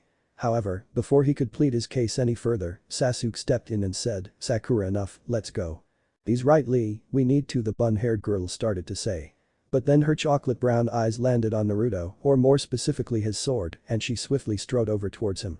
Naruto looked at the kunoichi warily. She had a deeply concentrated look on her face and her brow was heavily furrowed. Can I help you with something?" "Yeah, you can. You can tell me how you managed to get a hold of the Kubikirabacho. That's one of the Mist's legendary swords and they're only given to members of the 7 swordsmen of Mist, so I'd love to know how Leaf Genin got his hands on it." Naruto's eyes immediately hardened at the reminder of Zabuza's death, but in the back of his mind a question formed. Who were these 7 swordsmen? Kakashi had mentioned them back in Wave, but Naruto hadn't any real idea of who they were. Filing those away for later, maybe Kakashi-sensei would offer an explanation. The blonde turned his attention back to the kunoichi in front of him. Her expectant look irritated him. It was like she was demanding answers, as if she had a right to know. "You know what?" Naruto finally replied, "you can just keep wondering. Because as far as I'm concerned that information's on a need-to-know basis. As in, you don't need to know." "Come on guys," with that, the young swordsman began walking away with his team. Or at least they would have, if another voice didn't stop them. "Hey you, Mr. Rude, what's your name?" Team 7 turned around again, this time to be met with the sight of the long-haired boy. He, like Naruto, wore a hoodie and cargos. Although his were cream and brown respectively. Around his forehead was a brown headpiece and one arm and leg were wrapped in bandages. Naruto quickly realized that the kid was a Hyuga by his eyes. Sasuke, thinking the genin was talking to him, stepped forward to introduce himself. "You know, it's common courtesy to give your own name before asking someone for theirs." The Hyuga glanced at Sasuke, "I wasn't talking to you." Then turned his gaze towards Naruto, "I meant your teammate." Naruto folded his arms and replied, "But my teammate has a point. And I thought Hyugas were all about manners and propriety. Guess you missed those lessons, huh?" Both Team 7 and Lee's team watched as the Hyuga boy's eyes hardened into a deadly glare. However, the young genin simply ground out a response. "My name is Niji Hyuga and you?" "I am Naruto Uzumaki. Heir to the demon of Kurigakure." The blonde noticed out of the corner of his eye the looks his teammates were giving him, but he chose to ignore them and focused on the challenge in front. Niji scoffed, as if the title meant nothing, but didn't say anything else. He just turned and began to walk away. Naruto and his own team followed the Hyuga's lead and decided to make their way towards the exam room. On their way there, Sakura turned to Naruto and asked, "What was that back there?" "Heir to the demon. Since when the heck did you start calling yourself that?" "It's not something you need to worry about, Sakura, so don't ask." Team 7 were passing through the area of the school where Taijutsu practice took place if it rained. As they moved, a voice called out to them from the upper level. "Hey you, with the attitude." The trio stopped again. Naruto was beginning to get frustrated with all these interruptions. If they were late somebody was gonna get an earful. He and his squad looked up towards where the voice came from and were met with Lee and the bun-haired girl looking down at them. Instead of anyone answering, the members of Squad 7 just waited until someone was clearly addressed. It didn't take long, as the rival genin leaped from the platform and down in front of the trio. Lee was the one to speak. "You are Sasuke Uchiha, correct?" Said Uchiha eyed the oddly dressed genin coolly and replied, "Yeah. What of it?" "I have heard that you were this year's Rookie of the Year. Is that true?" "And if it is?" Sasuke asked. Lee's eyes glinted with something as he answered, "Then I ask that you and I have a match." Sasuke laughed to himself before saying, "You know who I am, what clan I come from, and yet you still wanna fight me?" "Yes. I wish to test a theory, and I believe facing you will give me the answers I seek." The Uchiha looked ready to agree, but his pink-haired teammate chose to speak up in concern. Sasuke-kun, I don't think that's such a good idea, we've only got 30 minutes left before the exams start. As he moved into his taijutsu stance, Sasuke just scoffed, saying, this won't take more than 5 seconds, Sakura.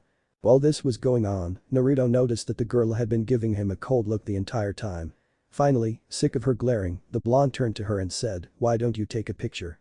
It'll last longer. This only served to harden the girl's glare as she scoffed out a reply. Originally I wasn't going to follow Lee, but then I got to thinking, if he was coming to challenge the Uchiha, then he'd be running into you. Yeah, and? I want to fight you. Blue eyes widened in shock as Naruto asked, why? To see if you're worthy of handling such a famous sword, Demon's Heir. She mocked, a smug grin finding its way onto her face. The girl noticed immediately that she'd struck a nerve as Naruto's entire body tensed in response to her taunting. I assume there's rules to this battle, he spit though grinding teeth. The bun-haired girl smirked and answered, only one, strictly Kenjutsu. This confused Naruto as he quickly noticed that the girl was unarmed. She seemed to notice his discontent because the Kunoichi reached into her weapon pouch and produced a scroll. As she unfurled it, she assured him, oh don't worry, I always come prepared. Naruto watched as, out of a cloud of smoke, a katana appeared. This girl could use basic sealing. Interesting. The blonde then watched as his opponent moved away from him and entered into a Kenjutsu stance. Naruto recognized as the Shigen no Kami. Naruto pulled Kubikirabacho from the strap on his back and entered into his own stance. The blade tip rested on the floor and both his hands held the handle. With his short height, the blonde knew he looked funny with such a large sword, but he hoped his new look helped make up for it. Ten, the girl suddenly said. Her opponent raised a brow in confusion, so she elaborated. My name. It's Ten. I want you to know the name of the person that beat you after this is all over. Ten's snarky explanation sparked Naruto's ire, and his muscles flexed with a desire to pummel the girl into the ground for her constant disrespect, but instead he simply growled out a response. Whenever you're ready to try, I'm ready to put you in your place. Pushing off her right foot, Ten rushed her male opponent. One could see the confidence in her eyes as she moved. She believed she'd already won the match. As she got within range, the brunette thrust her katana forward and hit empty air. As Ten got close, Naruto's sharp eyes watched his slower opponent move to strike. Quick as a flash, the blonde ran the blade of his own weapon into the ground and used the handle to spring himself up and over the bun-haired girl. Once he was behind her, Naruto heaved the giant blade out of the wooden floor and sent it swinging back so the flat of the sword would make contact with Ten's blind spot. Only her training with Guy-sensei saved the girl from being hammered as she used her speed to evade the slower attack. Ten ducked the blow, then aimed to pierce Naruto's thigh, but missed again when her attack was deflected by the blonde's ankle. The strong material of his sandal enough to stop a glancing blow. Unfortunately, she was wide open for the kick that landed against her chest and sent her rolling back. Coming to a stop, Ten pulled herself back up to her feet and angled the blade parallel to her face. The tip pointed towards Naruto. However, she never got within striking distance this time because she was forced to block a swipe from the Kubikirabacho that otherwise would have sliced her in half. Ten's feet couldn't hold their ground though under the unanticipated strength of the blow, so she skid across the floor before she managed to channel chakra to her feet and stop herself. But Naruto wasn't done. As soon as his opponent stopped moving, the blonde lifted his sword into the air and then brought it down in a crushing blow. The bun-haired brunette managed to block the strike as well, but the power knocked her to the ground. She held herself up on one knee, her face contorted in effort. As he continued to push, Naruto explained their positions. While you may have more experience than me and know more forms, I make up for that with my superior speed and strength. You're too slow to get inside my guard and too weak to handle my attacks. Maybe next time you'll think before insulting me. The rest of the world doesn't know it yet, but I will become the next demon of the mist and there's no way someone like you is gonna stop me. With that, in a surprising burst of speed, Naruto swung his sword down then up and knocked its flat side against Ten's chin. The girl's feet left the ground, blood and spit flew into the air, and she slammed into the wooden floor with a thump. Lee was by his teammate's side in an instant, helping her to sit up and checking on the girl's well-being. Are you alright, Ten? Are you hurt? I'm fine, the young Kunoichi snapped. She sent a glare over in Naruto's direction. Naruto just scoffed. Don't get your panties in a twist, you can't really believe that I'd just carry this around to look cool. I respect the Kubikirabacho as well as the man who wielded it, and it'd be a dishonor to both if I let the sword go to waste. Ten just huffed but silently felt her respect of Naruto rise at his response before turning away from the blonde and asked Lee if he'd gotten his match with Sasuke. The bowl-haired genin answered no and that they'd been watching her match with Naruto. Well, you've still got time, Naruto intervened. My match didn't take very long, looks like only a little over a minute, you and Sasuke can still fight. Lee looked back toward his opponent and when Sasuke nodded in agreement, they both moved to face off. The spandex-wearing shinobi entered into a taijutsu that Naruto hadn't seen before. One hand behind his back in a fist, the other out in front. Sasuke entered his family taijutsu's first stance, then rushed his opponent.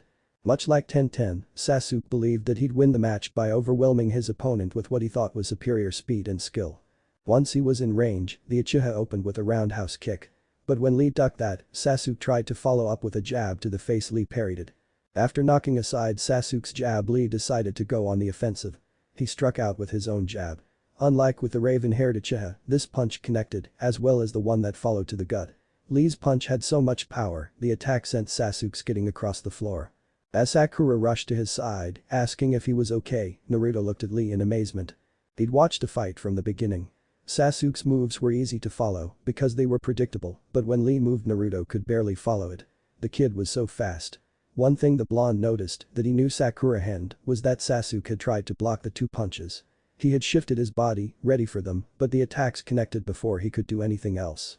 Seeing Sasuke back on his feet, Naruto watched his teammate as he activated the Sharingan. The blonde saw the confident smirk on the Uchiha's face, but it didn't give Naruto any new sort of hope. He didn't believe the Taijutsu would save his teammate. And he was right. Team 7 was shocked when they reached room 301 and saw their Jounin instructor waiting for them. Kakashi looked over his team as they came closer and inspected them for any signs of nervousness. He found none. But what he did see quickly caught his interest. Sasuke was sporting some interesting bruises on his face. What happened? He asked. The Uchiha didn't say anything, he simply huffed and looked away. And while Sakura attempted to console her love interest, Naruto took it upon himself to explain. The jerk got his butt kicked by your rival student. Sakura immediately turned a harsh eye in the blonde's direction and seethed, be quiet dummy. Sasuke-kun did not get his butt kicked.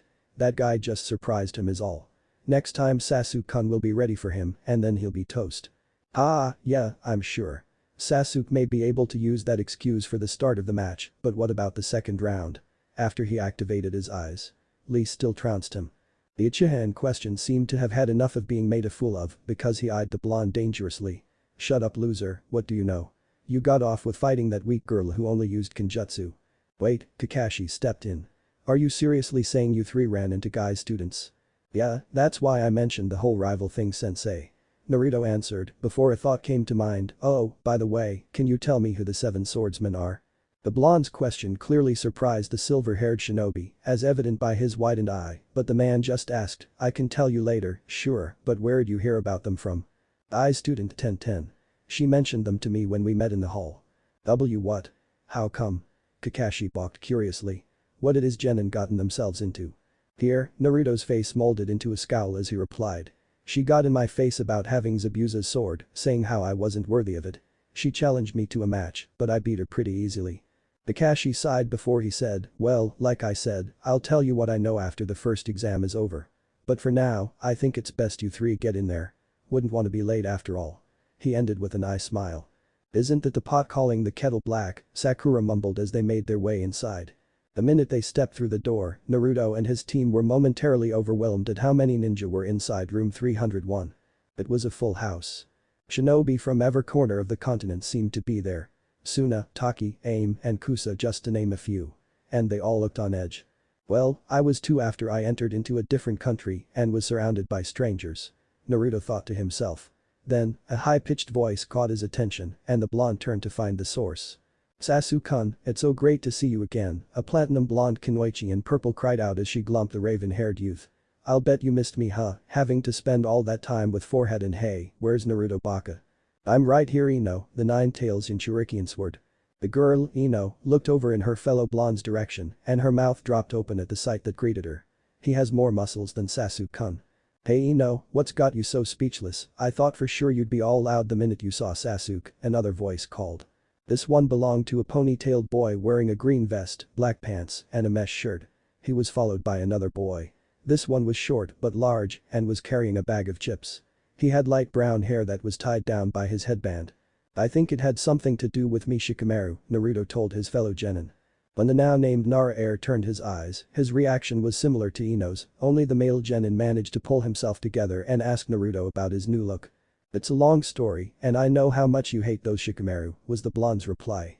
"Ah, he can change his look all he wants, it still won't save him from me," and Akamaru boasted a new voice. This one belonged Kiba, who had his Ninken Akamaru riding atop his head. He was followed by Hinata and his second teammate Shino. Much of Shino's body was covered by a long coat, the collar even hiding much of his face, but one could clearly see the pale skin of his face from the little bit shown. Shino was also the tallest rookie, with a head of wild dark brown hair. "I'd be careful, Kiba, this isn't the academy, your placement isn't based on some stupid paper test. Out here it's all about skill," Naruto replied coldly. He'd never liked Kiba, the Inuzuka was always one of the first to put down his dream and the boy was far too full of himself. Even by Naruto's standards. But before Kiba could make a retort, a soft voice interrupted from behind him. Oh, don't mind Kiba, he's just anxious to start the exams." Naruto's blue eyes looked over Kiba's shoulder and spotted a petite girl wearing a heavy coat. His face broke out into a smile when he recognized the only girl to ever be nice to him in school, and he greeted her warmly. "Hey Hinata, I almost didn't see you there, good to know you'll be taking the exams too." He watched as the Hyuga girl ducked her head upon being greeted, and so he missed the redness that crept into her cheeks. The blonde just raised a brow in confusion before Ino's voice bellowed, "Am I the only one who cares that Naruto Baka went from scrawny shrimp to tanned and toned?" "Yes Ino, you are. It's too much of a drag to hear his long story," relayed Shikamaru in a bored tone. "Besides, the guy probably doesn't want anyone here knowing his secrets anyway, right?" All the rookies looked for the new voice and saw that it came from a lanky teen that was walking over towards them. He wore a high-collared purple shirt and khaki pants. His hands were covered by fingerless gloves while on his face had a pair of glasses. The guy's head was covered in a shock of silver hair that was mostly tied back by a ponytail. Naruto eyed the new guy warily, "That's right mister." The teen looked sheepish as he answered the blonde's question, My name is Kabuto Yakushi. "And is there something we can help you with Kabuto-san?" Sasuke asked. Kabuto just smiled and replied, "Actually, I think there's a way he can help you guys. We Leaf Genin should try to stick together after all right?" "That makes sense," Sakura agreed. "So Kabuto-san, what kind of help can you give us? From the sound of it, you've taken these exams before right?" "That's right." "So, what, is this like your second try?" asked Ino. She too was becoming curious, and if this guy's hints would help her beat Sakura at being Chunin, then she was all for it. Kabuto ducked his head and mumbled, Actually, it's my 7th try, the exams are held twice a year." Hearing this bit of news made Naruto curious. Over the months before the exam he'd been getting more training from Kakashi-sensei, and one of the first lessons was to always look beyond what you see, to not take everything at face value, because as a ninja, that could spell disaster. So Naruto watched Kabuto a little more closely to see if there was any reason to feel suspicious or if he was just jumpy about the exams. But still, the guy's taken it 7 times, how has he not passed yet? Does he just suck? Naruto kept his eyes trained on Kabuto as the bespectacled genin explained one of his info cards. This one a topographical map of the ninja villages and how many shinobi each one had competing. This wasn't so odd, the guy probably used the 5 days to compile the data, so Naruto let it slide. Then Sasuke asked if the silver-haired leaf ninja had any information on people. Candidates taking the test. "I have a little something on everyone, gotta know who you're dealing with right? Are you wondering about anybody in particular?" Sasuke's eyes focused as he replied, "Rock Lee and Sabaku no Gaara." "Well that's no fun, you even know their names," Kabuto joked as he pulled 2 cards from his deck. "Alright, first up is Rock Lee." The chart phased onto the card, complete with a picture of the oddball genin and his teammates underneath. According to this, Rock Lee and his team are about a year older than you guys and are trained by the Jounin guy. Lee has an exceptional level of Taijutsu mastery, far above your average genin, but the rest of his skills leave much to be desired. His teammates are 10-10 and Niji Hyuga, and together they've completed 20 D rank missions and 5 C rank. Kabuto explained. There were 2 things that caught Naruto's attention. How did Kabuto know the extent of Lee's skills, as well as the number and rank of the missions his team had taken? Those kinds of things aren't just public knowledge. Even to other ninja. But Naruto decided to let Kabuto keep going because he wanted to know about Gaara as well. Like with Lee's, Gaara's photo and chart phased onto the card. Taking a closer look, Naruto could see the redhead's pie chart that told of his skills was more diverse than Lee's had been. Although the Taijutsu section was significantly thinner. Alright, well, Sabaku no Gaara is a first-timer like all of you, and his team consists of his older siblings Temari and Kankuro. Gaara's physical stats aren't very high, but his ninjutsu is noteworthy, while his other skills are pretty standard. It says here that his team has completed 13 D rank, 8 C rank, and get this, a B rank mission. Kabuto's eyes widened behind his glasses as he read the mission log. What? No way he's done a B rank if he's the same age as us, cried Kiba in disbelief. He and his team had only performed 2 C rank since they'd been together. But Kabuto just shook his head and replied, it's true, but that's not even the most surprising part. It says here that not only has he done those missions, but Gaara has also never been injured while undertaking them. Many of the Genin's eyes nearly fell out of their heads at that bit of news. A Genin performing a B rank without getting touched. There weren't Chunin, or even many Jounin, that got away with no injury. So how did this get? However, one Genin's eyes didn't widen, but narrowed, as he looked upon the scene. Naruto's senses were on fire with alarm. That kind of knowledge couldn't have been learned inside the village. And there's no way this guy was old enough to be issued a bingo book, which would probably label Gaara as a C-rank threat. So how did Kabuto know those things? This just proves that there's something funny about this guy. Knowing a foreign team's mission history while you're just a Genin, not a chance. However, he didn't call the silver-haired youth out on it because he didn't know just who this Kabuto Yakushi really was. But he'd find out. Then, Naruto's eye caught a glimpse of something, and the blonde slightly turned his head to see what it was. A team of Genin were moving through the crowd, and from the looks of it, Kabuto was their target. But before Naruto could call out a warning, Kabuto moved and evaded the initial strike. Well, at least I know he's no slouch. Yet just as he thought this, Kabuto dropped to his knees and vomited on the floor. Blue eyes doubled in size as Naruto wondered what happened. The bespectacled Genin made a clean dodge, so what hit him? Then a cocky voice echoed through the room, drawing the blonde's attention. Why don't you put this on one of your little cards? The Sound Village is gonna dominate this whole exam. You leaf ninja don't stand a chance. Naruto eyed the shinobi that had spoken. He wasn't the one that attacked Kabuto, but the Jinchuriki didn't like him. He was annoying. The guy had a head of wild, spiky hair similar to Kakashi-sensei's, and he wore a baggy tan shirt with a kanji for death written on it with grey kimo pants and scarf. Before Naruto could take a look at the other two Sound Ninja though, a collection of smoke clouds appeared around the room. When they all faded, the large crop of Genin were surrounded by several Chunin rank leaf shinobi. Naruto recognized Katetsu and Izumo among the ranks. And standing in front of the chalkboard was a large man in a navy blue trench coat and his headband worn like a bandana. The guy had scars etched across his face and harsh black eyes. Alright, that's enough. He yelled in a guttural voice. You three Genin from Oto better settle down before I have you thrown out on your asses. The spiky-haired loudmouth gave the older man a disrespectful look and snarked, yeah. Well, who the hell are you to tell us what to do? Scarface just smirked, a twisted look that promised suffering for those that crossed him. I am Ibiki Marino, proctor of the first exam, and from this moment on, your worst nightmare. Every Genin in the room looked to the man that had introduced himself as their proctor. Some looked at him in fear, while others looked at him with indifference. Too bad for him. I'm not afraid of dreams. Naruto fell into the latter category. Now, before I begin to explain the rules of the first exam to you all, I need everyone to form a line and pull a slip from this box. The number on the paper corresponds with one of the seats in this room. That seat is where you'll be sitting for the written exam. Ibiki explained.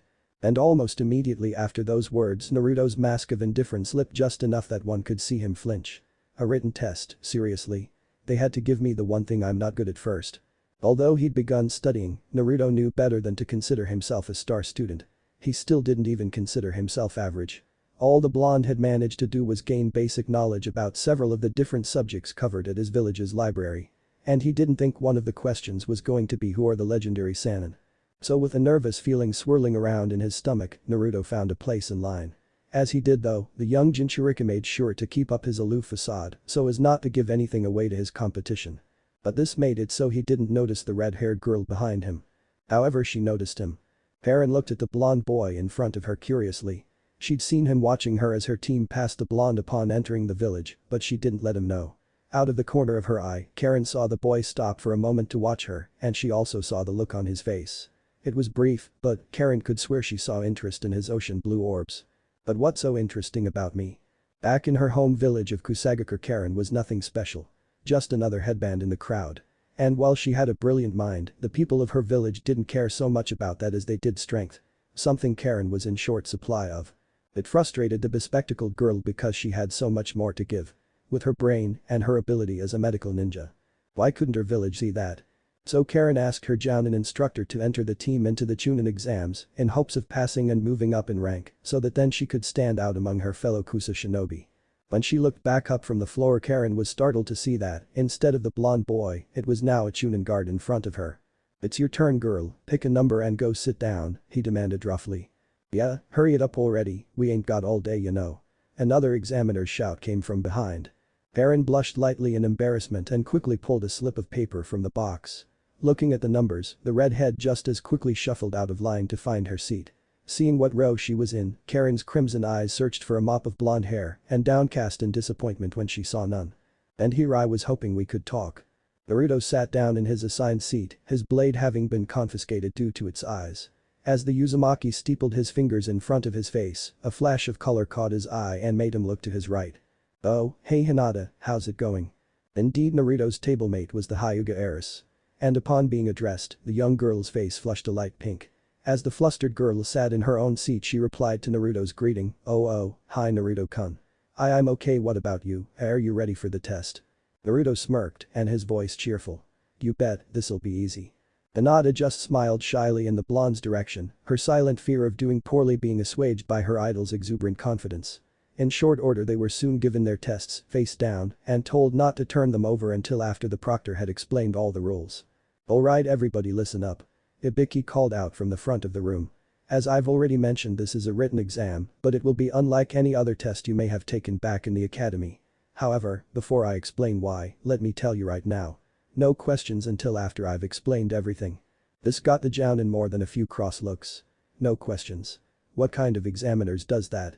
However, none of the genin decided to voice their displeasure and settled on glaring at the scarred man. Ibiki was just fine with that. "Now, as I said, this test will be different.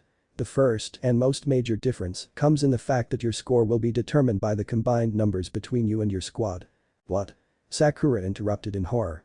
"Quiet, didn't I just say no questions? Now, as I was saying, your entire team must score altogether a total of 9 points.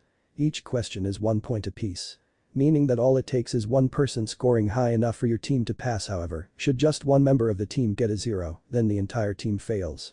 Ibiki had to hold in his laughter as he watched the pink-haired girl that interrupted him slam her head on the desk. Naruto's eyebrow twitched incessantly at that bit of news but didn't let it distract him from listening to the rest of the rules. Ibiki then went on to explain that the 10th and final question would be given out 10 minutes before their hour was up. Also, the Chunin were there to catch anyone who was cheating and 2 points would be deducted for every incident. If you are foolish enough to be caught cheating by the sentinels, then you don't deserve to be here. So show us what exceptional shinobi you can be. And with that, Ibiki announced that the test had begun. The moment he flipped his paper over, Naruto knew he was in trouble. The first question asked him to break some kind of code, and that would have been easy had he not gotten kicked out of class so often. He tried, Naruto really did, but he just didn't have enough knowledge on the subject to crack it. From there it only got worse. Naruto decided to skip the question and try to find one he could answer. Unfortunately, it seemed like the code breaking was the easiest one because from there the questions wanted complex math and theoretical problem solving. All things Naruto wasn't very good at. Damn it, what am I going to do? If I don't get at least one question right, then my whole team fails. But how was he expected to answer questions about things that weren't covered in the academy? Thinking back to his days in school also made the frustrated genin think about the written tests he took there. Ibiki had made sure to mention that the two were different and then went on to explain the grading system. But that wasn't the only difference Naruto realized. The proctor had said that was the first difference, not the only one. And this made the spiky-haired genin think about the point deduction system. Back in school, kids caught cheating failed immediately. So why only deduct points now, during such an important test? This made Naruto think of the last thing the scarred Jounin said before starting the test.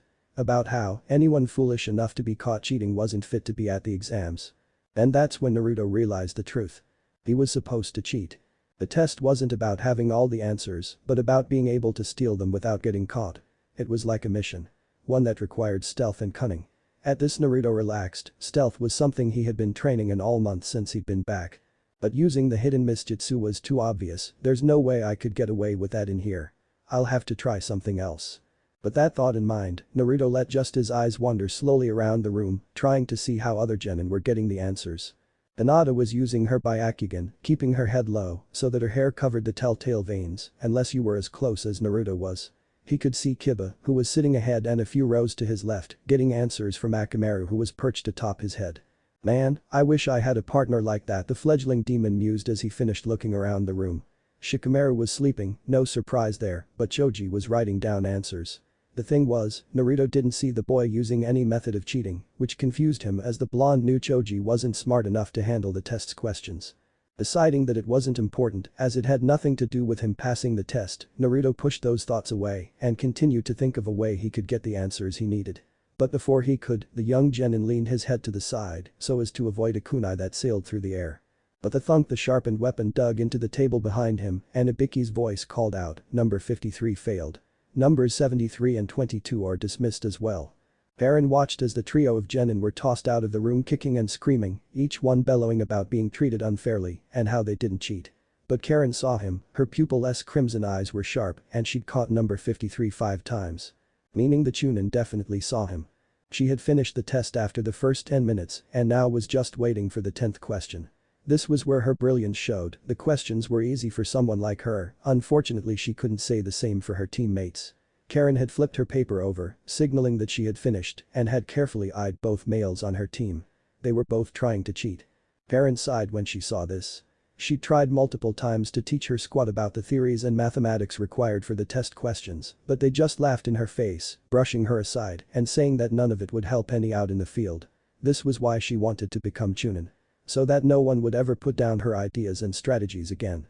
The smirk on Naruto's face was one that used to spell doom for anyone he decided to prank, but now, the bandaged genins looked told of a different kind of trick. He'd found a way to get his answers. And I won't even have to move from this spot. Naruto's left hand covertly formed into the same hand sign he used when activating the hidden mist jutsu, then the blonde closed his eyes and concentrated. High up above, beyond the sight of the sentinels, a small fog swirled near the ceiling. The mist moved like this for another minute, water particles in the air continuing to gather towards it, before finally a cloud the size of a plate hung in the air. But Naruto wasn't finished yet.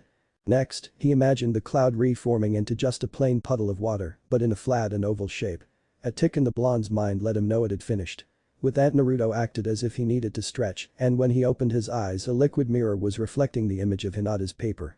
Answers and all. Ha, I did it.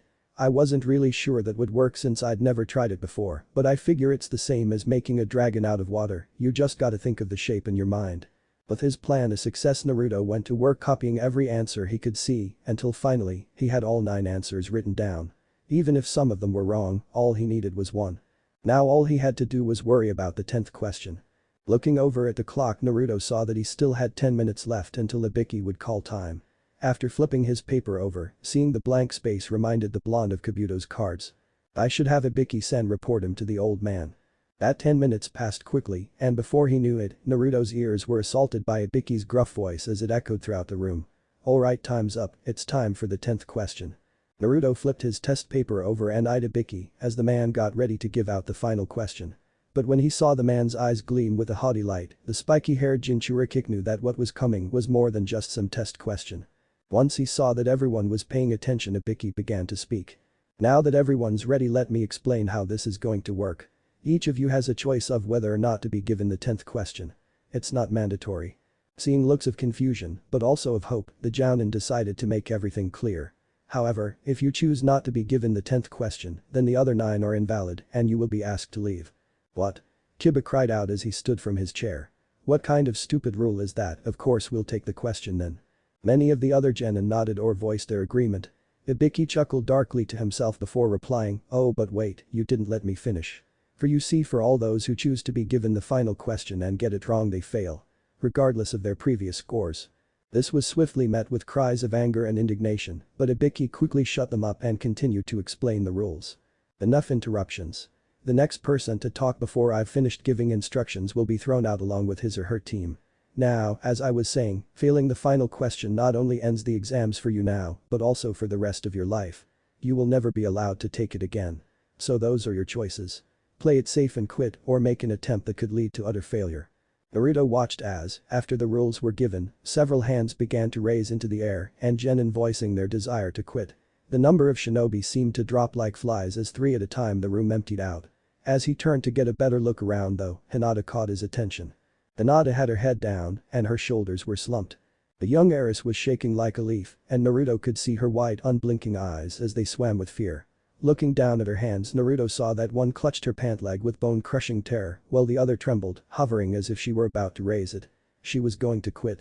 Hinata-san. Naruto eyed the girl with disbelief. She was really going to give up. This was only the first test.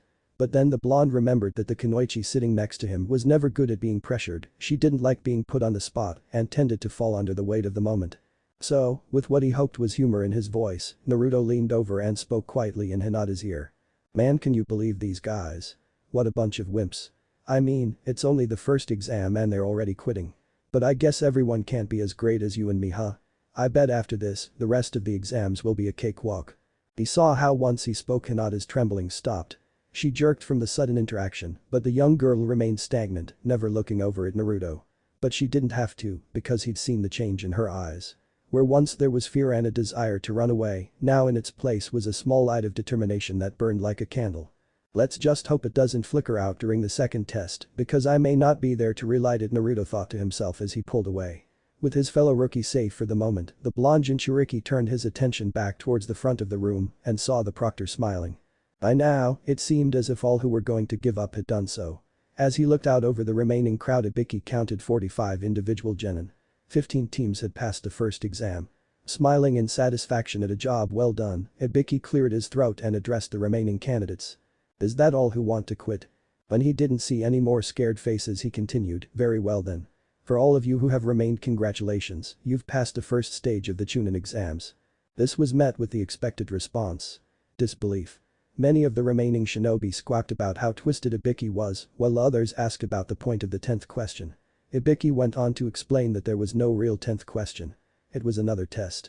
From there he confirmed what many of the test takers knew, that the real objective was to cheat without being seen, and that during a mission to gather information, it's the team's job as a whole to succeed. Which was why they were scored together, and the single zero represented a teammate's death.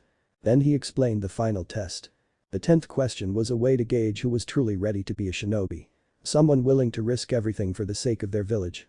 Because when your cage gives you a mission, you don't back out of it, you accept it with the understanding that it is being done to further ensure the safety of your home. Any unwilling to put their village first didn't even deserve to wear their headband. But seeing as you all have stated means that on some level you already understood this, and for that, your village's Ibiki's speech was cut short though when the window to his right burst open in a shower of glass, and a large ball of cloth hurtled its way inside. The bundle exploded in the front of the room and became a display, hung up by kunai that dug into the floor and ceiling.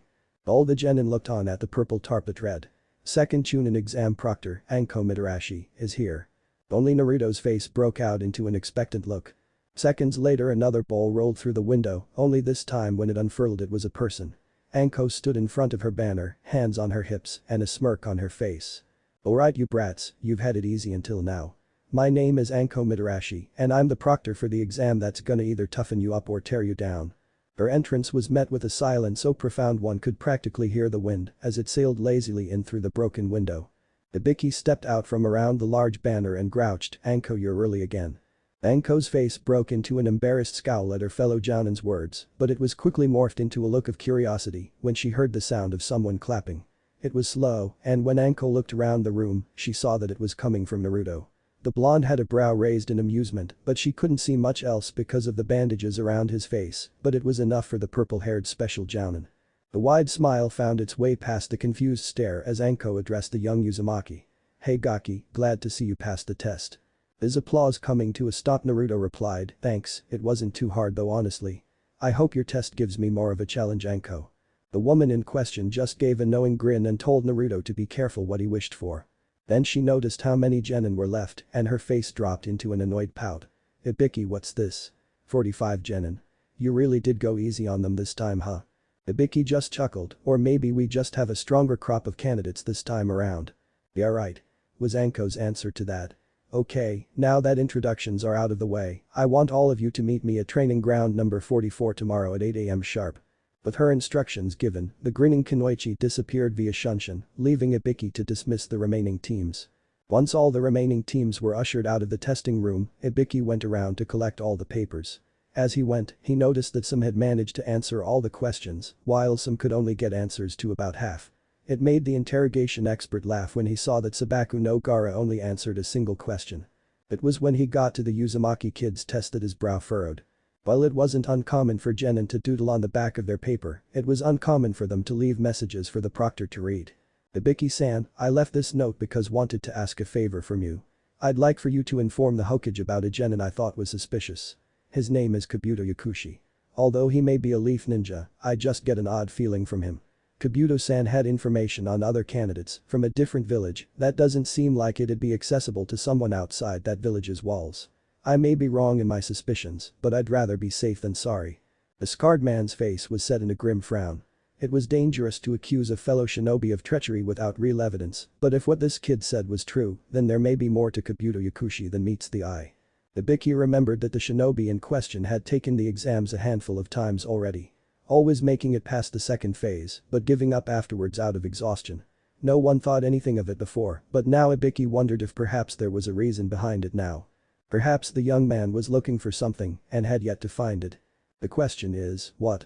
Naruto and his team met up with their Jounin instructor outside the academy building, along with the other rookie teams.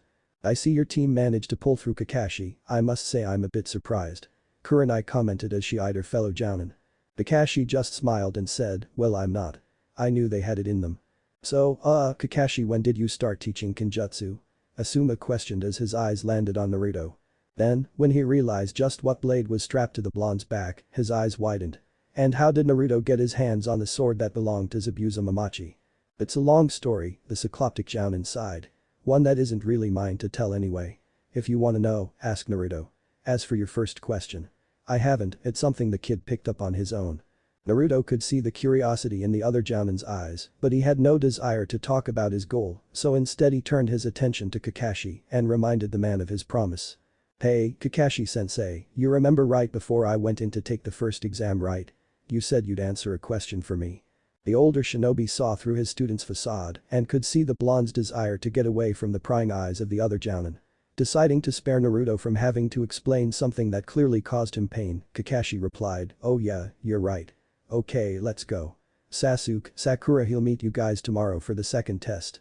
But that the two ninja walked off, but with their backs turned, they didn't see the narrowed eyes that followed them. Kakashi and Naruto walked silently in the direction of Ichiraku's. They had long since left the academy where the first portion of the Chunin exams had taken place, and the silver-haired Jounin decided that the ramen shop's relaxed atmosphere was a great place to tell his curious student the story of Mist 7 swordsman. The two shinobi sat down at the bar, Naruto ordering 3 bowls of miso ramen, while his instructor declined any food. Eager to learn, Naruto turned his eyes on Kakashi and asked, so Kakashi-sensei, who are these swordsmen that girl Tenten was talking about? Kakashi turned in his seat, making sure he faced his student as he answered his question, and replied. The 7 swordsmen are just as their name describes, although they don't all have to be men. Their group is made up of the 7 most powerful Kenjutsu users in Kiri. Blue eyes focused on that bit of information. It explains why Zabuza was so strong. And actually, I'd heard Zabuza's generation was known as the strongest Kiri has ever produced. Each member is granted one of 7 swords, which as I mentioned before is relinquished to the one who defeats the previous owner, with every blade having its own unique power. That last part got the blonde's attention, and he ignored the ramen placed in front of him to ask, what kind of powers? And what's Kubikirabacho's? Unfortunately, Kakashi sighed, I'm not actually sure, Naruto. Usually, anyone outside of the hidden mist that actually see the swords wind up being on the business end of its blade, so their abilities are a pretty well-guarded secret. This made Naruto a little sad. It meant that he didn't know the full extent of his weapon's power and wouldn't unless he could find someone from Kiri to tell him. The boy's Jounin instructor noticed his soured mood as the blonde took to eating his ramen slowly after unwinding the bandages and decided to try and cheer him up. But remember, Naruto, Zabuza didn't use the sword's ability against us and he was still such a dangerous threat. It's proof that all you need is your own strength and confidence in your own ability to become a powerful shinobi. Kakashi saw that his words had taken root by the way Naruto's demeanor shifted. The boy was no longer slouching. And speaking of becoming a powerful shinobi. Are you ready for the second exam tomorrow, Naruto? That did it. The blonde looked up with a smirk on his face and a determined look in his blue eyes. Definitely. I can't wait for today to be over. That's good, the silver-haired shinobi replied. Do you think? Cho. Whatever else the man was going to say was cut off by a messenger bird flying overhead, signaling for the elite ninja to report to the Hokage's office. Kakashi looked from the bird back to his young charge and apologized, saying that they could catch up after the second test tomorrow. Naruto let his sensei know it was okay and then went back to his lunch. Once he finished with his ramen, Naruto re-wrapped his face and bid goodbye to the Ichiraku family before idly walking through the streets. As he passed between villagers, the blonde's mind continued to trek back to the secrets of Kiri's group of swordsmen. There had to be a way of finding out more about them. His answer came in the form of a bun-haired Kunoichi bumping into him. The blonde Uzumaki managed to keep himself from tumbling and then reached out quickly to save the other person from falling as well. Naruto's eyes soon locked with a stunned brown pair. Ones that he instantly recognized. "Ten-san, are you alright?" The girl in question stood idle for a moment longer, taking in what just happened, before she frowned. "Yeah, I'm alright, but maybe next time you should pay more attention to where you're going, Uzumaki-san. Oh, and you can let go of me now." For his part, the blonde swordsman managed to look apologetic as he removed his arm from around the girl's waist. Scratching the back of his head nervously, Naruto replied, "You're probably right, sorry. I was just hey wait, you know about the 7 swordsmen right?" Ten eyed the younger boy with curiosity as she said yes. "Do you know a lot about them?" the bandaged youth asked. "Kakashi-sensei didn't really know much besides the basics I guess, but he told me about how each sword had a power or ability that made it special. Would you know anything about that?" The brunette Kunoichi wasn't sure what she should say. On the one hand, she was still miffed about losing her match to the blonde in front of her and was considering not telling him what she knew. But then Ten thought about how, even if she didn't like the kid, he was still a fellow Leaf Shinobi and deserved professional courtesy. "I don't know a lot about the organization itself, pretty much just the basics like everyone else that's not a part of it, but I don't know about the swords. After all, I wouldn't be much of a weapon expert if I didn't keep up my knowledge on every type out there." Then Ten could see the hopeful look in Naruto's eye and heard it in his voice as he asked her to tell him more. This made the girl start to think. What could I get out of this? After just standing there and staring at the blonde with a scrutinizing look, Ten finally decided. "Alright, I'll tell you, but only on one condition." "Okay, what?" "You have to help me track down Kiba." Naruto's face took on a look of confusion. "You mean Inuzuka? What do you want with him?" Then Ten pinched the bridge of her nose as a vein pulsed along her forehead. "Not that Kiba. I meant the twin swords Kiba, also known as the Thunder Swords. They belong to Amayuri Ringo of the 7 swordsmen, and it's a dream of mine to own and master them." Naruto's look of confusion melted away and was replaced with one of understanding. "Oh, that makes more sense, but I don't understand how I can help you with that." "Simple," the weapon user replied. "News of Zabuza's death will spread throughout the ninja world and eventually reach the ears of the other members. They'll get curious about who defeated him and want to find out what happened to Kubikirabacho. Leading Amayuri to me," the blonde finished. Then Ten nodded, motioned for Naruto to walk with her, and continued. "Yes. If you really manage to defeat Zabuza then you must be strong, so if I train with you, I'll be able to go up against Amayuri.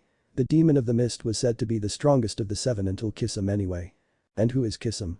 If he was going to be tracked by such high-level ninja, Naruto wanted to cover all his bases. Especially if the Kisame guy was even stronger than Zabuza. Originally, Kisame Hoshigaki was a member of the 7 Swordsmen Cipher Division and under the command of Higuchi Tsukizan, who was part of Zabuza's generation. However, after an unknown incident, Kisame killed Fuguki and took possession of Samehada. He later became a missing ninja and like Zabuza, carries his sword with him. Ten explained. Naruto made sure to lock in the names he'd heard. Amayuri, Fuguki, Kisame. Because the blonde had a feeling he'd be faced with those names again later. Turning his attention back to the matter at hand though, the blonde asked, "And about how much stronger is Kisame compared to Zabuza?" The bun-haired girl shook her head. "I don't really know. That kind of information isn't really public knowledge, even for shinobi. Maybe your instructor can tell you." They walked quietly for a while, neither one saying a word and simply looking around at the various shops and stands they passed, until Naruto spoke again. "So what can you tell me about the swords I mean, because if you want me to help you then you're gonna have to keep your end of the bargain first." "I suppose you're right," Ten agreed. "So you wanna know about what makes each sword special, right? Well, let's start with yours.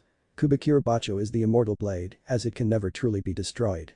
This sword is said to have the ability to reforge itself using the iron in the blood of its victims." Naruto listened with rapt attention and a single brow rose at the new bit of information he'd received about his weapon. That'll definitely be useful. But the older girl wasn't finished. "Next there's the blades I want to find, Kiba, a pair of double-edged blades. What makes these so special is that they are imbued with lightning, which has given them such an increase in cutting power that they are said to be the sharpest swords in existence. Then you have Nabari, the sewing needle, a very thin longsword with the appearance of a needle that has a length of wire tied at the hilt. which gives the user the ability to take down numerous opponents at once by sewing them together. Those two swords sounded dangerous to the young blonde. However, Kiba's lightning-laced blades intrigued him. After those two, Tenten continued. You have Kabutoari. This one's a little strange in my opinion, as it's made up of a single-sided axe and a hammer joined together by a thick length of chain. This one has a reputation for being able to break through any form of defense because of how dense and powerful its blows are. Following Kabutoari is Shibuki. The blast sword Shibuki gets its name from the fact that the blade itself is wrapped in a scroll that contains numerous explosive seals, so that when the sword is swung, even if you block the initial strike, one or more Cs will set off and you'll be caught in the explosion. Explosions, huh, sounds dangerous. The Kabutoari wasn't of much interest to the young blonde, although he did respect and was wary of its reputation. If he ever ran into it, he'd need to be careful. Letting his mind return to Tenten's explanation, Naruto caught her as she began speaking about the last two swords. Okay, almost done. This next one is called Hiramekure, a wide flat blade with double edges and two handles, earning it the nickname Twin Sword. Hiramekure has the ability to store its wielder's chakra and then be expelled upon command and given shape in the form of any type of weapon. And Samehada? Naruto questioned. You left it for last, so I guess that makes it the most dangerous. Tenten nodded, her eyes turning to look at Naruto for a moment. Yes, it is. Samehada is a large blade that takes on the appearance of shark scales. Because of its shape, the sword doesn't slice or cut, it shaves, leaving any attempt at stitching very unlikely due to the way the damage is inflicted. And even if someone were to survive an encounter with the blade and get away, the wounds would more than likely kill them later, as they wouldn't heal in time. If just its bite is so terrifying, I can't believe what its power is, the Uzumaki balked in wonder. Samehada has the ability to eat an opponent's chakra. It makes the sword stronger. Its wielder never has to worry about being hit by ninjutsu because, with a single swing, or even just thrusting the blade into the attack, will allow Samehada to absorb the technique. Naruto's eyebrows rose up to the edge of his headband. That was a scary bit of news. How does it do that? It said that the sword has a chakra network of its own, but I'm not really sure, Tenten answered skeptically. Heck, it was hard enough getting that information on it. It took my dad years. From there the two shinobi got quiet again. Tenten finished with her explanation and Naruto in deep thought about the information he'd just been given. Thinking back on what he now had to do for the kunoichi beside him, Naruto turned his eyes on her. So out of all 7 swords, why decide on using Kiba? Tenten looked over at the blonde walking beside her chocolate brown eyes widening a fraction in surprise. Nobody has ever asked me about that before. Looking down she answered. It's because Amayuri isn't just another ninja. She's a kunoichi. A woman. The 7 swordsmen is almost always made up of nothing but male shinobi, and the military forces of the world are the same way, so there aren't very many famous kunoichi out there. But Amayuri managed to become one of them, and not only that, but she's a part of the strongest generation Kiri has ever produced. I just want to make the world see that not just men can be strong. She, and the legendary Tsunade Senju, are some of my idols. That's why I chose Kiba. Naruto had stopped along with the brunette girl as she wound her tale of Amayuri and being a kunoichi. The blonde Uzumaki looked at her with understanding, as he too wanted to stand out and make a name for himself, both wishing to honor those that had come before them. Tenten turned her eyes up, locking gazes with the boy beside her. What about you? Why did you decide to take up Kubikirabacho? From what I've seen, even if it was just a little bit, you don't seem the type who's just doing it for himself. You're right, he replied. I'm not. Zabuza didn't hand the sword down to me, and when I learned the tradition of how they're passed I almost didn't take it, but then I thought of something. What if I don't and someone else comes along and pulls the sword from its place by Zabuza's grave? But so what? Why should that matter to you? By this time Naruto truly took a look around and noticed where they had wandered off to. It was the training ground where he'd become a genin. Must have walked farther than I thought. Turning back to the bun-haired kunoichi, he answered. Because I came to respect Zabuza. He himself was a man of honor and respect. Even if he did have a cold heart. And still, in the end, he showed that behind all the stern and steel that he cared about his partner, he even gave his life to avenge them. When I learned from Kakashi-sensei about the passing of the swords I realized that, if I didn't take it, someone else would. But they wouldn't use it to honor Zabuza's memory, only to brag and boost their own ego. Throughout the bandage boy's speech Tenten listened, enraptured, as his voice filled with passion and respect. This wasn't just some wannabe swordsman who swung their blade around, no, Naruto Uzumaki was a person who cared about and understood his weapon. Someone who went out of their way to make sure that the tool became more than just another piece of tempered metal. So, she played on, you took up his sword to honor Zabuza Mamachi. That's right, Naruto affirmed with a strong nod. That's good to hear, but wouldn't you make him prouder by surpassing him?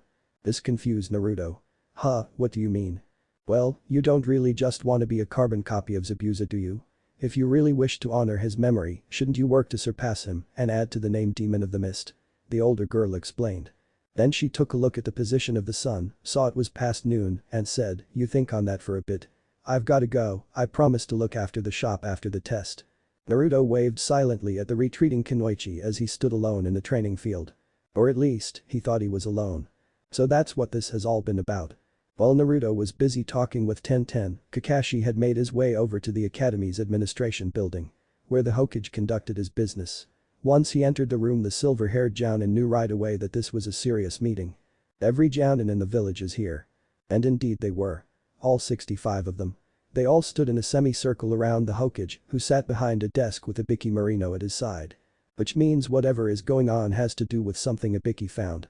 Kakashi was pulled from his observations by the Sandaime, who noticed that the masked man had entered the room. Ah, Kakashi, you've arrived. Good, then this meeting can get started. But Dad, you haven't even told us what the meeting is about. Asuma spoke up from his place in the crowd. At this, Ibiki stepped forward and addressed his fellow Jounin. That is because Hokage-sama has given me the order to explain what I've found to the rest of you. And what did you find that constitutes a meeting of every Jounin in the village? Kakashi asked. The possibility of a mole. The T&I leader's answer was met with looks of shock and hushed whispers of what village the mole was from. The Sandaime looked at his forces and sighed. People were so easy to unravel. Everyone be quiet. Let Ibiki finish before you start prattling on like civilian women. As Barb had the desired effect, everyone hushed up quickly and then they turned their attention back to Ibiki to hear what else he had to say. Thank you Lord Hokage, the scarred man acknowledged before continuing. As I was saying, I have reason to believe that we've been harboring a mole for a number of years without even knowing it. This shocked many of the shinobi present, although some had suspicious looks on their faces as they eyed the back of Anko's head. Some of them still didn't fully trust her. However, Ibiki, as well as the Hokage, noticed this and the Jounin decided to put that theory to rest again. For those of you who need to be reminded, Anko Mitarashi was not a willing participant in Orochimaru's schemes and is a loyal member of the Leaf Shinobi forces. Then who is the mole, Ibiki-san? Came a voice in the crowd. The Jounin in question couldn't see who had spoken though, the coward was hidden behind a small cluster of other ninja. He's someone who has lived among us since he was a small boy. After we rescued him from the destruction of his village, he even became the adopted son of one of our most respected medical ninja ever produced. I believe the mole is Kabuto Yakushi. The elderly Hokage saw the confusion among his ranks and decided to elaborate for Ibiki. So, standing from his seat, Hiruzen lifted up Naruto's test paper and explained. As he was picking up the written test that helped make up the first portion of the Chunin exams, Ibiki found this note written on the back of one of the candidates' papers. It explains how young Kabuto revealed having an unusually high level of knowledge in regards to foreign ninja and their skills, down to the number and level of missions they'd taken, and the outcomes as well. But Hokage-sama, what does that have to do with anything? Isn't it good that we have a shinobi with such knowledge? Questioned Ibisu, who stood in the back by Kakashi. Normally yes, the Hokage agreed. But that's not all. He also had such knowledge about members of our own village ranks. I had Ibiki check the boy's home and he found the info cards. This is something I assure you is not common in any village for a genin. No matter how long he's been a shinobi. This got the Jounin's attention. The Hokage was right. No ninja had such detailed information on their fellow shinobi. Only the village Kage would have any extensive knowledge on the village's ranks and Jounin only knew basic information from the academy files. This was revealing itself to be a potential threat indeed. So then are we going to confront Kabuto Yakushi, Lord Hokage? Kurenai asked from her place beside Anko. Hiruzen shook his head. No, that would get us nowhere. I have reason to believe that this boy is far more dangerous than his rank displays and unfortunately, physical torture will do no good on a medical specialist of his grade. What about a mind walk? Inoichi Yamanaka, head of the Yamanaka clan and Ino's father, suggested. He was a high-ranking member of the T&I department thanks to his family's special brand of ninjutsu. I had originally thought the same thing before Ibiki explained to me that, with how long this boy may have been working under someone else, there is more than a possibility that he's been conditioned or given some sort of seal that will prevent us from extracting information from his mind. Asuma understood where his father was going with this and stepped forward to voice his belief. So what you're getting at is to leave the kid alone, but keep an eye on him to see if we can catch him in the act with whoever it is he's working for. That's right, because right now we have no real idea and with the Chunin exams going on a full investigation may lead to trouble as the other nations may feel betrayed. especially if it's revealed Kabuto does not work for any of them. The Hokage finished. The old man looked on at his Jounin as some went back to muttering their thoughts to each other. His eyes landed on Kakashi, and the two men shared an understanding nod. If this threat turned out to be real, then Naruto was going to need to be re-evaluated. That boy, I always knew there was more to him than just being a knucklehead. Naruto turned his eyes in the direction of the familiar voice and was a little surprised to find Sasuke standing a few feet away. The raven-haired youth was leaning against a tree, his onyx black eyes staring intently at Naruto's form. That's what's been all about, Sasuke. What are you talking about? Sasuke pushed off the trunk of the tree. Everything. The sword, the sudden seriousness in your training, and why you called yourself the demon of the mist earlier. You're doing it all for that rogue loser we beat back in Wave. Since you apparently heard everything, there's no reason for me to repeat myself. Naruto replied, crossing his arms. But now I have a question for you. Why are you following me, what do you want? Sasuke chuckled, that's two questions dope, and I followed you because I was curious. If I didn't know any better I'd think you mean about me, but I do know better, so what were you really trying to learn, team? The Uchiha Avenger shifted his hands into his pockets. I was wondering why our sensei, an elite shinobi of such high standard, was wasting his time with you and hasn't spent more than 5 minutes with me.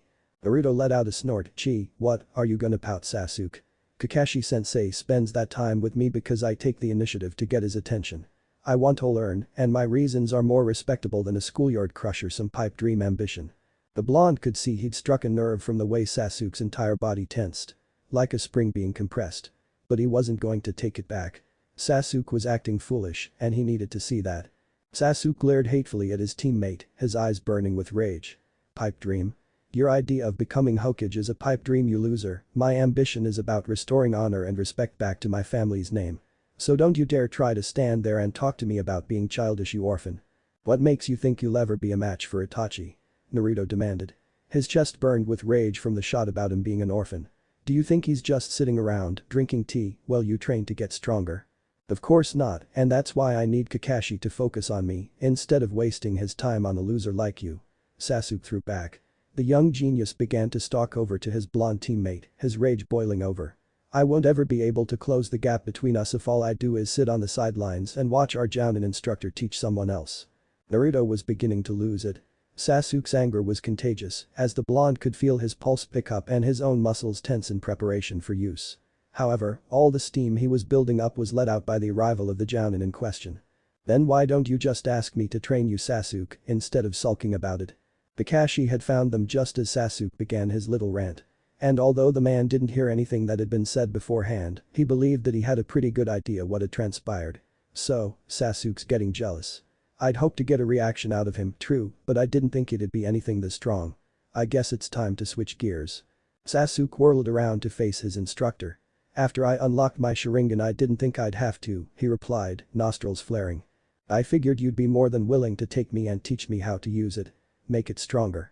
But no, you kept wasting time with Naruto, and now we're in the Chunin exams, and my eyes are still only at level 1. Kakashi didn't react in an annoyed or angry way. He simply let his face morph into an eye smile and replied, well now, if you feel so strongly about this, I guess it's only fair I spend some quality time on your training now, doesn't it? All the anger and rage that had built up in Sasuke's system deflated, and the Uchiha heir was left with nothing but his mouth hanging open. What? Well, of course, as long as you have no objections to that, Naruto. The blonde now in question just shrugged and answered, I guess not, Kakashi-sensei. I suppose I'll find someone else to help me while you get the team up to speed. The silver-haired Jounin smile got a little brighter. Good. Then it's all settled. Wasn't that easy? Seeing that there was nothing left for him to do, Naruto voiced his goodbyes and began the trek back home. However, before he exited the clearing, the Uzumaki turned to look at Sasuke. Oh, and one more thing. The next thing Sasuke knew, he was on his knees, gasping for air as he held his aching stomach. He managed to lift his head to stare into the eyes of his blonde assailant and gasped at the cold blue eyes that stared down at him. Don't ever call Zabuza Mamachi a loser in front of me again, Sasuke, or belittle my dream of becoming Hokage. But that the young blonde turned and walked away again, this time not stopping for last words and continuing on until the two remaining members of Team 7 could no longer see him. Kakashi looked down at his new training dummy and sighed. Sasuke, you can't keep looking down on other people's goals and writing them off like that. You fly into a rage when someone does it to you, so how do you think they should react when you do it to them? Sasuke had gotten enough breath back to stand, although his hands still clutched his bruised stomach. He didn't reply to his instructor's question. The raven-haired youth simply stared at the spot Naruto had been standing in before he attacked. He was so fast. Faster than I'd ever remembered him being, even during our spars. And that punch, it would have knocked anyone else out cold. Was this what he meant when he talked about fighting seriously? Just how far behind him am I? What if Naruto becomes the strongest swordsman after betrayal? And thanks for watching my video till the end. If you enjoy this content, then do consider subscribing to my channel and leave a like if you guys need the next part, comment down, and thanks for watching the video and see you guys in the next video.